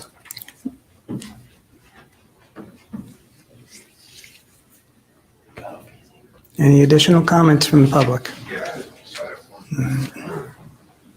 Well, we want to keep them to comments. We are in our final 15 minutes. So we want to. I'll make a comment. Okay. It's Tim Baracco, I guess you know. The Fair Housing Court Agreement has a clause in it that says the township agrees to cooperate with Toll in its undertaking to obtain the required approvals. So when you think about the composition of the members of the planning board, we have people from other committees, and from a vantage point, you can maybe look at this and say, sounds like a conflict of interest. It is, I People think. from non-planning board that have this other thing at stake on cooperation, and are they being objective and so on, as a planning board member? Mr. Chairman, Could be conflict of interest. let also put this on. Let the record reflect. First, two parts. The composition of the planning board is established by state statute, NJSA 4055D23. The membership and who comprises it is clearly established by law.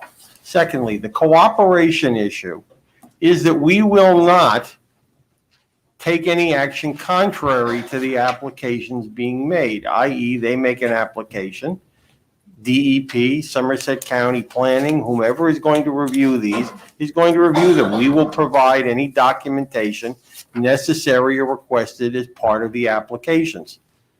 What DEP, and Mr. Hoff has said this more times than I think he chooses to mention, if DEP turns down this application and prevents us from going forward, they will have to come back. If the Somerset Planning Board takes an action that's contrary to this application, if approved, they will have to come back. The same thing with all the other applicants here. So there is no conflict because the township entered into an agreement which said that the township would cooperate. The members of the board who are on this board from the township committee are here because the state statute says there is a class 1 member who will be the mayor or designate and a class 3 member who will be a member of the township committee. That's by statute.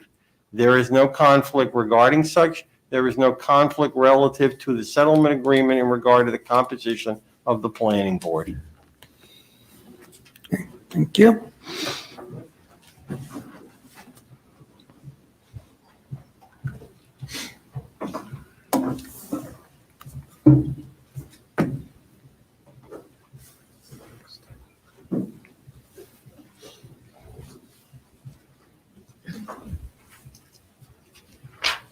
So even though it states. Name first. Doug Eden, 55 Ann Street.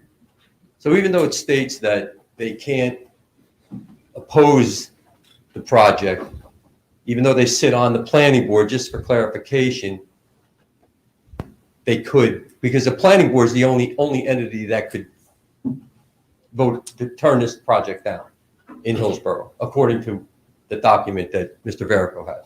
Yep. Am I correct? Planning board is the one who's hearing the application and making the decision.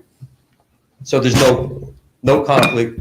No. The people on this board all have the right by law to vote against it. They all have the right to vote no against it, and they all understand the consequences of doing so.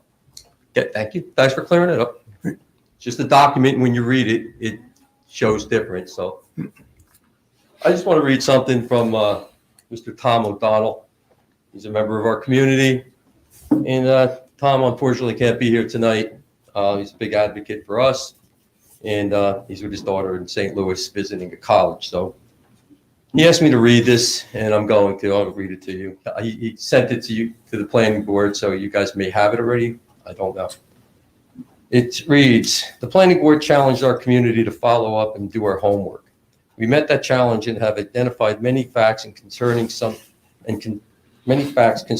previous concerns and some new concerns. As a leader of Claremont community, I ask that you add another session to revisit our concerns properly and completely before reaching your decision on a development project that has a very high potential to severely have a negative impact on the lives of our Claremont community residents. We are still waiting to confirm that our opera request has been fully satisfied.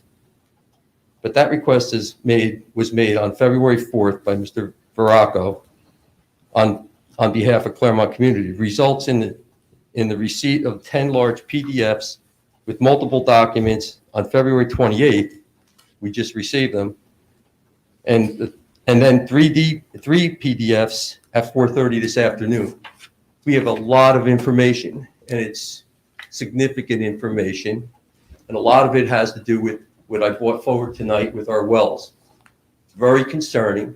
And I think it would only be fair that we have the opportunity to come back and revisit this. It's our community that's going to be impacted the hardest with this. And that's all I can do is ask. I think it would be the right thing to do if you want to completely satisfy the public. Thank you. So I'm just going to make the record clear because I was briefed on that Oprah request, and so that it's not mischaracterized. The response was provided back on February 7th. Don't come back up because it's not going to be a tit for tat. Because I know the law very well, and I know Pam Borak very well. Applied to us on February 7th. Right. She had every right to just deny that request because it was severely deficient and it was not in compliance with the law. It was basically a request to do a lot of just research, generalities. Oprah request, the Oprah law, and I will let my attorney correct me if I misspeak, is to specify or request specific documents, not to go on expedition finds or searches for that. And that's what caused the delay until the 28th, because it was just a wide, broad, general request for, I just want a bunch of emails, with word searches into it. It was designed for specific government documents, identifiable. And that's what caused that delay. So that's the reason I want to get on the record that there was no stall going on. I know, because it was between Mr. O'Donnell and Pam. And I've, like I said, I've been briefed on that.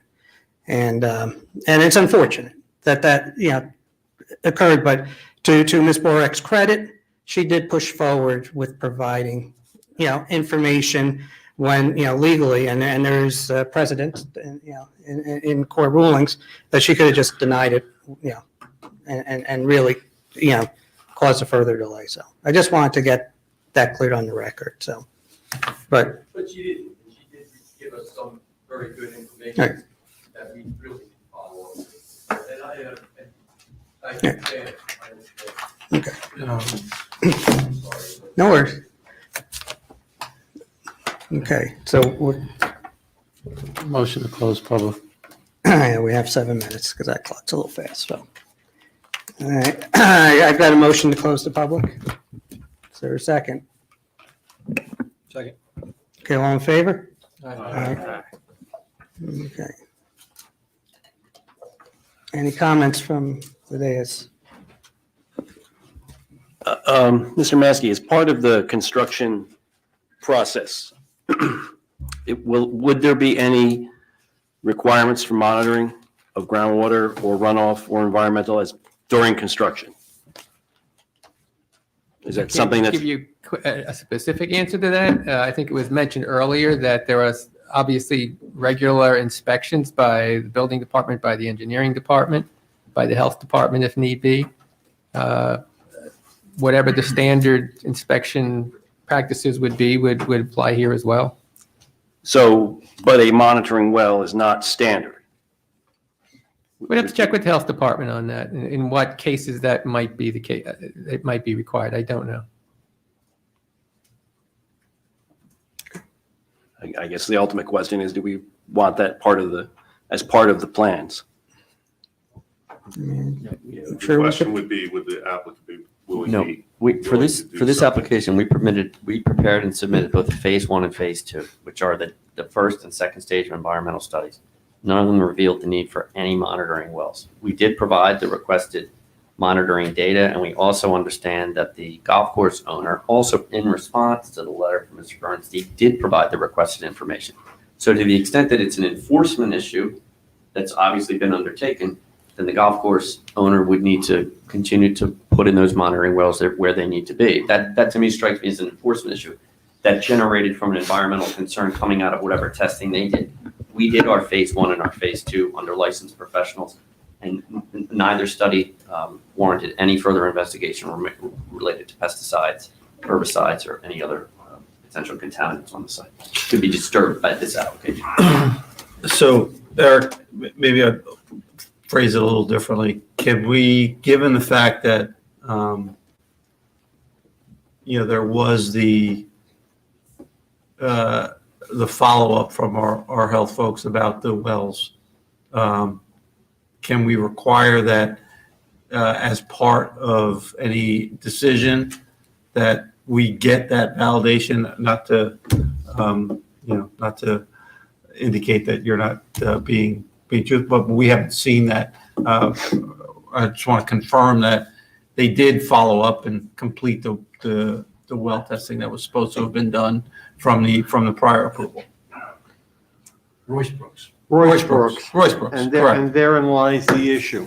The issue is the applicant is here for a application based upon what's before you, but not necessarily what the requirements are for Royce Brook as part of their application.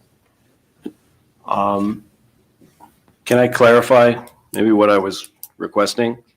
I'm not talking about what's been submitted already. I'm talking about 2 years from now, during construction, could the water be tested once ground has been broken to a certain degree? I don't know that we want that these would have to be monitored full-time during the entire duration of construction, before and after, but Somebody from the township has to trigger the issue, or the state or somebody else. Right now, what you have before you, and Mr. DeSessa can correct me, is you've got a phase 1 and a phase 2 environmental study for this project, which does not appear to require further testing. If during the pendency of the construction or prior to, it is required because either it's part of Royce Brook's responsibility, and whether Mr. Hoff's clients like it or not, they may end up having to take some of that responsibility depending on where the requirements are as it relates to this project, and or it is determined that there is a need for such, then you can put that condition, but you can't mandate it without a precedent. And my original question was, or a is reason. it baked into our construction specs for the township? If it's not, that's fine. And just a follow-up, so the phase 1 considers the fact that they're going to be digging basements and excavating. That part of that study and the results of that consider how it's going to be constructed and. No, the phase 1 tests the soils. Right. For the contaminants that have been raised as a concern. So the Phase one. phase one does the paper stuff. It's the phase two that does the It's evaluation. just a kind of due diligence study which would identify if there's potential on the property for contamination or areas of concern. Now, they went to the second part of that, so in the phase one, they have identified some potential suspected conditions and recommended that a phase two, which is the next step, which would actually look at those areas of concern, do some testing, and then determine whether or not there was any contamination that was there. So the phase one was done. It said we recommend the phase two. The phase two was done, and there were no areas of concern that were found for contamination. So normally it would end there. During construction, like was mentioned by Mr. Bernstein, if there is a condition that is identified that is a potential contamination issue, then that would trigger maybe some additional testing at that point. But right now, for construction, they'll have their soil conservation district permit. In that is a stormwater permit that's also issued by the district, and then they'll have their DEP permits, and all those constraints with the construction activities would be in those permits, and they would operate unless field conditions change something. The only change to that would be if the requirements as to the Royce Brook application was approved by this board in '96 require certain things to be conducted within the confines of the proposed development. And off the top of my head, I do not recall exactly where they're supposed to be in terms of the monitoring wells. But if any of those wells happen to be on this property, they will have to do the necessary compliance, either themselves or Royce Brook on their behalf. And that's kind of what I was asking. And Royce Brook still has obligations on an ongoing basis to conform to the '96 approval and the follow-ups that Mr. Carr and my office were engaged in. And if they did do the follow-up, great, provide us the information. And if not, then we have to figure out how to get that, that monitoring continued and processed. And that, whether that's with Royce Brook or Well, not. as I said, it's not this applicant's obligation if the requirements do not fall within the confines of the proposed development. If they fall in a portion of the Royce Brook development, which is outside of this development, it's still Royce Brook's obligation. If it falls within theirs, it becomes theirs by the acquisition of the property at the time of purchase, which is Mr. Hoff has indicated they are a contract purchaser, which leads me to believe they have not yet, done all the necessary sale work, because I assume part of it is contingent on approval. So, to that extent, yes, it can be required. Part of the application condition, one is an on-site situation, and two, to the extent that the prior Royce Brook approval impacted this development. But you cannot necessarily, since there is no basis, require the applicant to do anything more than what has been previously discussed relative to its application, per se. Unless Mr. Maskey or Mr. DeSessa or the Health Department, which I'm unaware of, recommends something different at this time. So in other words, the obligation may wind up transferring, depending on where. As I said, I cannot tell you off the top of my head exactly where the requirements relative to the '96 approval exist. As I said, they're Royce Brook's responsibility. They may transfer to the applicant depending upon where the responsibility lies as it relates to their property. And I think Mr. Hoff would agree that if there is an obligation on the site, they get to acquire it unless they make a deal with Royce Brook, which obviously we need to be advised that it remains Royce Brook's obligation. Okay. Am I Can we incorrect, Mr. Hoff? just confirm acknowledgement on This that? person's correct. Okay. Just wanted to make sure. Okay. Comments from the days? Because I'm going to go off on my affordable housing rant, so. Yeah, I mean, you know, I've 'Cause done I it just- enough, I've done it enough, so if Right. you'd like to, Yeah, jump no, in. because there were some, some items up here. I know there was a, question and it was confirmed, how we can vote and all that. And just for those that, may not realize, about a year ago, we had an affordable housing application up here. We actually had an ordinance, a couple of ordinances that we felt weren't being met. And that application was denied based on not meeting local ordinances.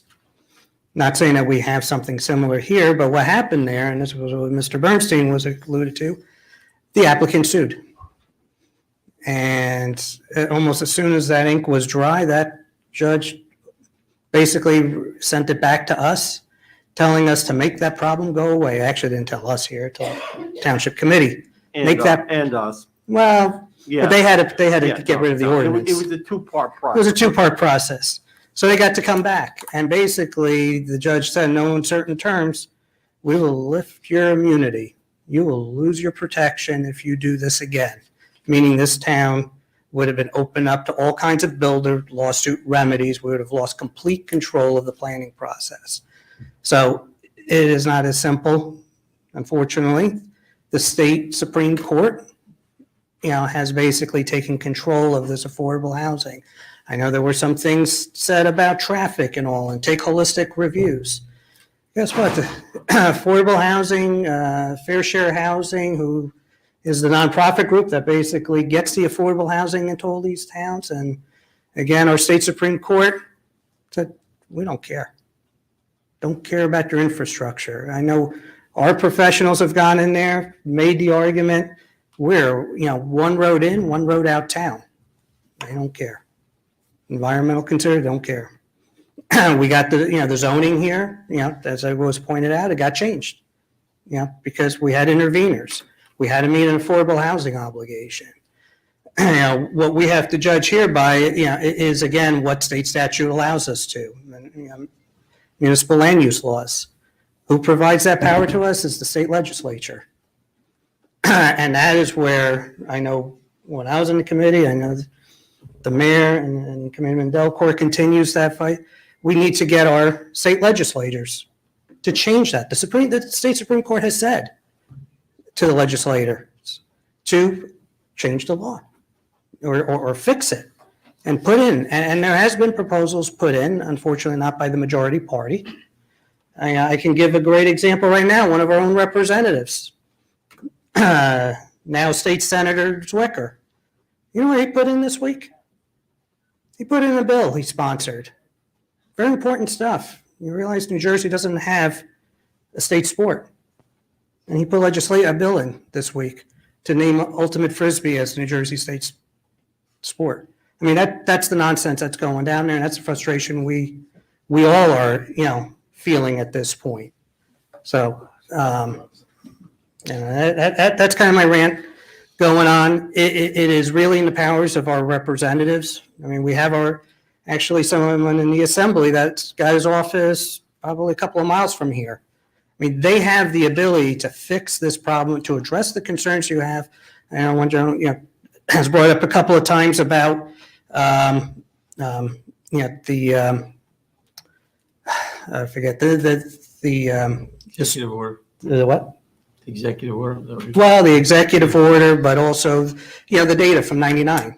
I mean, I get that. But it's up to the legislature. Why can't they just move on it? Executive order went in, it's 2 years old. These are the issues that are facing, this state, but, I guess, Ultimate Frisbee's, I guess, is getting important.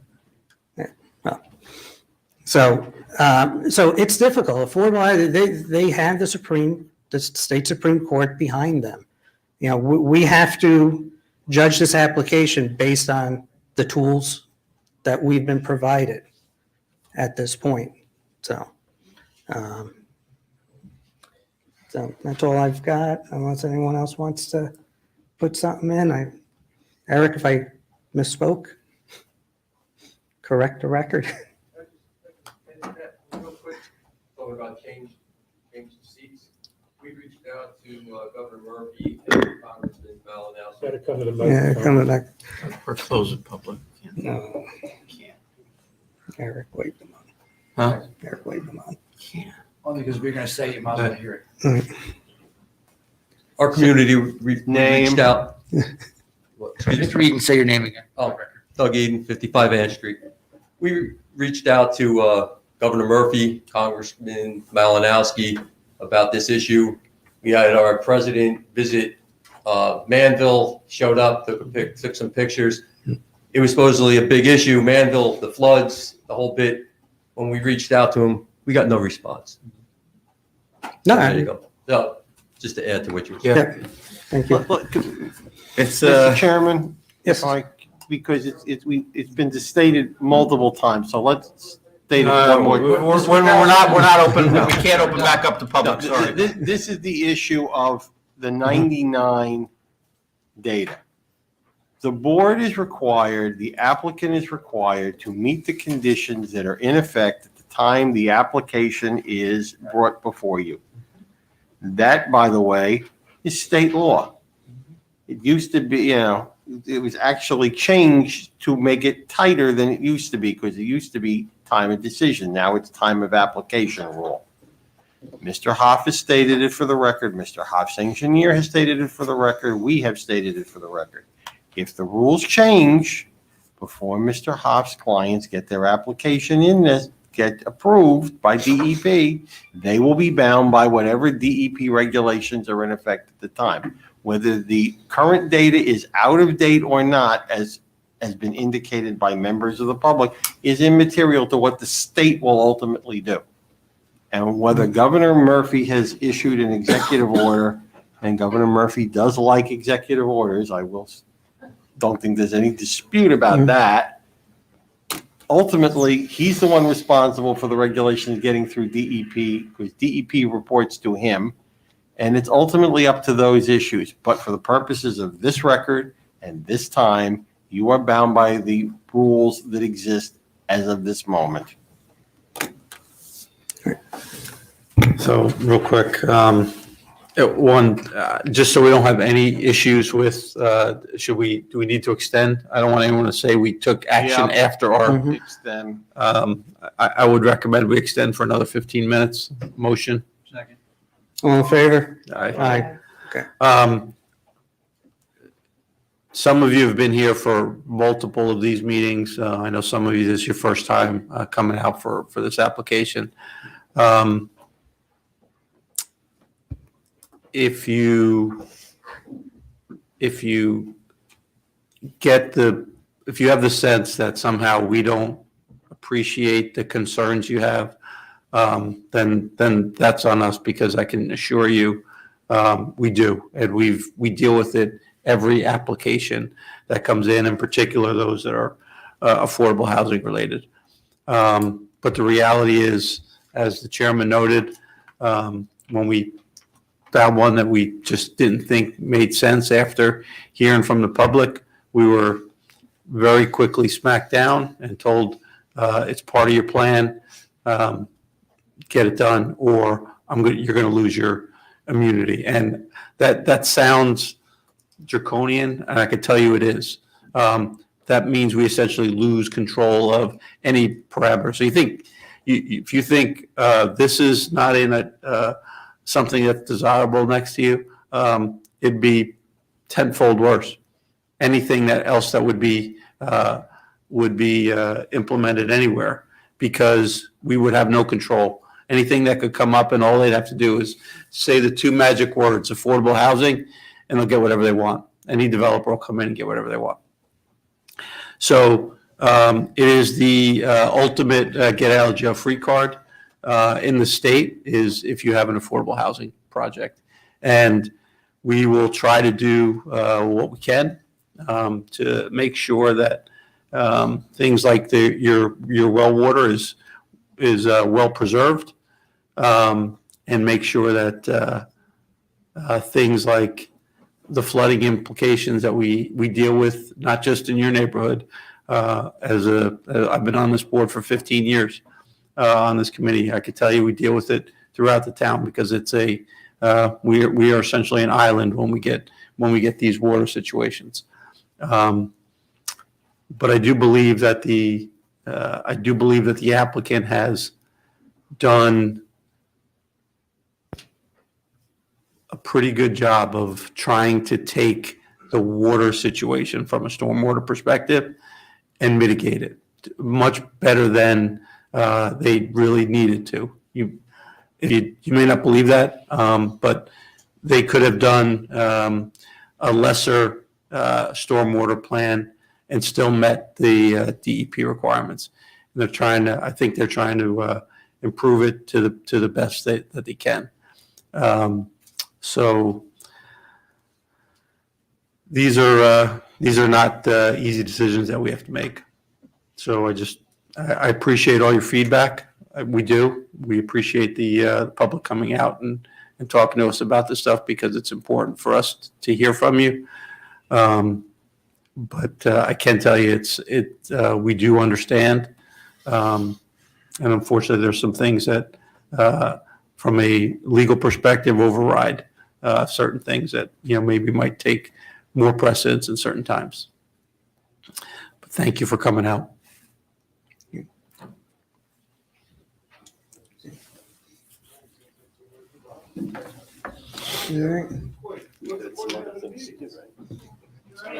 I said we've got some things to do. Follow up on. Excuse me. No. We already knew the outcome. This isn't preordained, but it's really easy to just say no. I've been on this board for quite a number of years. I'm sorry. Yeah, this is not a free for all, guys. Come on. Yeah. I asked the question, why can't we just say no to everything? Why do we have to have any development in town? Why don't we just say no? Why can't everything be zoned as farm? Let's just keep it the way it was 100 years ago. Why can't we do that? It's not that simple, ladies and gentlemen. It really isn't. I learned a lot. You guys are here, as Frank said, maybe for the first time. Some of you come out, for a lot of meetings. But, I want to raise. We do this voluntarily, and it's really, really hard to say yes in this case. It really, really is. It breaks my heart. But you own a piece of land, and you have rights to do things with that land. And for us to say no without any contradicting testimony from qualified experts, how are we supposed to say no in this case? So, it's disappointing and it's disheartening, but it's reality. So I appreciate you guys coming out. I think it shows a lot of heart and passion, and that's what makes a community. And we have said no in the past, and we've gotten smacked down because of it. So if there was testimony, another engineer, another stormwater that comes up that's qualified, that has credentials, and says this is BS and that report is wrong, we're going to listen to that. But we didn't have any of that. So, that's my comments.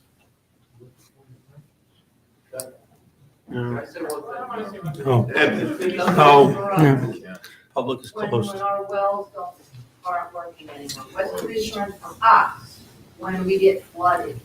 You said we're an island. Every time we flood, we're an island around us. Claremont is an island. We can't go this way, we can't go that way. It's encroaching on us. So. We need some reassurances. We live here now. All right. So the situation right now, you've been flooded, right? Yep. So Ida was extreme storm. People that never flooded.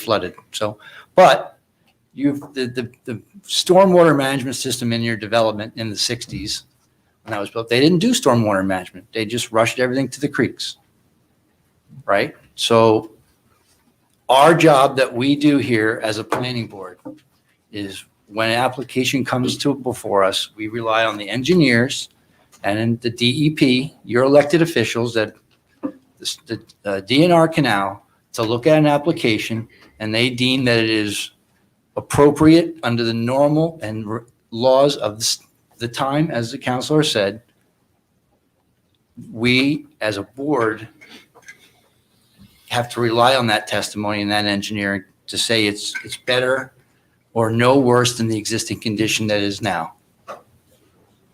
So, in my opinion, leaving the golf course the way it is not helping you at all. These people that are coming in are attempting to reduce the amount of flow of water onto your property by developing a plan. So, whether you want to believe it or not, the officials in the DEP are going to be the ultimate judge of that, right? So we have to send that to the state New Jersey DEP, Mr. Vaccaro, and they deem that it's appropriate, then that's what it is under today's laws. I grew up in this town. I remember when Hamilton Road was a dirt road. I remember I could walk across 206 and not look either way. Most of the developments that these people live around here were cow fields. I remember that. But that's progress. That's why people move into town and sprawl happens, because they want to come here. My development was built in 1969, similar around the time yours was. I had 3 feet of water in my basement. I drove through Ida to get home because we didn't have, all the water goes right through my property, across my pool in the creek, destroyed my pool again. So I understand where you're going through. I can't change what's built in my development. It's done. What we can try and do from this planning board is to make sure that stuff that's built today is best management practices, and that's what it's called. Now, if it changes tomorrow to another level, then we will enforce that. I will make sure that the wells that are supposed to be tested from Royce Brook are continue to be monitored. You know, we'll have a conversation with the county about River Road and seeing if there's some mitigation we can do about traffic. I can do that for you. I can talk to the county. I can't make that decision, but I will advocate for you for River Road, for traffic. But you know, in the speed limit, I can't control that, and I don't know if they can put a light in, but we can request. But as the chairman said, all those factors aren't considered when it comes to affordable housing. So, Mr. Vaccaro, you had your point. You're done. Okay, so you can put your hand down. But in a nutshell, all of us here hate to have to say yes or no to affect certain residents. It's a very difficult decision because we know a lot of you people. We're friends with we have neighbors everywhere here. And Frank's been here for 15 years and the chairman's been here forever. And my brother lives in your development, so I'm a little closer than most of these guys. So I get it. I get it a lot. But please don't misunderstand the vote that we have to take for the understanding that we have and what we will continue to try and do for the future. Can you make a resolution, just like they did when they put the golf course in to monitor the wells to protect us for certain things like our drinking? Well, the resolution that's on Royce Brook right now continues to be there. Those wells still have to continue to be monitored per the resolution. And as the attorney said, if any of those wells become part of the property they continue to have to monitor those. So that doesn't go away. What about our drinking water pipe getting piped? If we end up having issues, we had to pay for our sewers on our own because it was an issue. We had no choice. Is that going to happen again? I can't answer that question. I know. That's the guarantee I'm talking about. But there's no guarantee in anything that's built. But that's why we came to you, and that's why we don't understand why the NWA would turn down $1.3 million. Folks, So we can't have a conversation back. the issue of what the MUA did or didn't do or will not do or isn't going to do doesn't impact the application. The applicant has come in with the sewer connections as they have proposed. That's what's before this board, not what ifs, not possibly, not, for the right price, et cetera. The MUA and us are separate entities. It's like dealing with public service, PSE&G. It's not part of Hillsborough Township. It's a separate board. Anything else? Anyone else? So I think we need to get a resolution, but It's a motion, it's a motion to approve.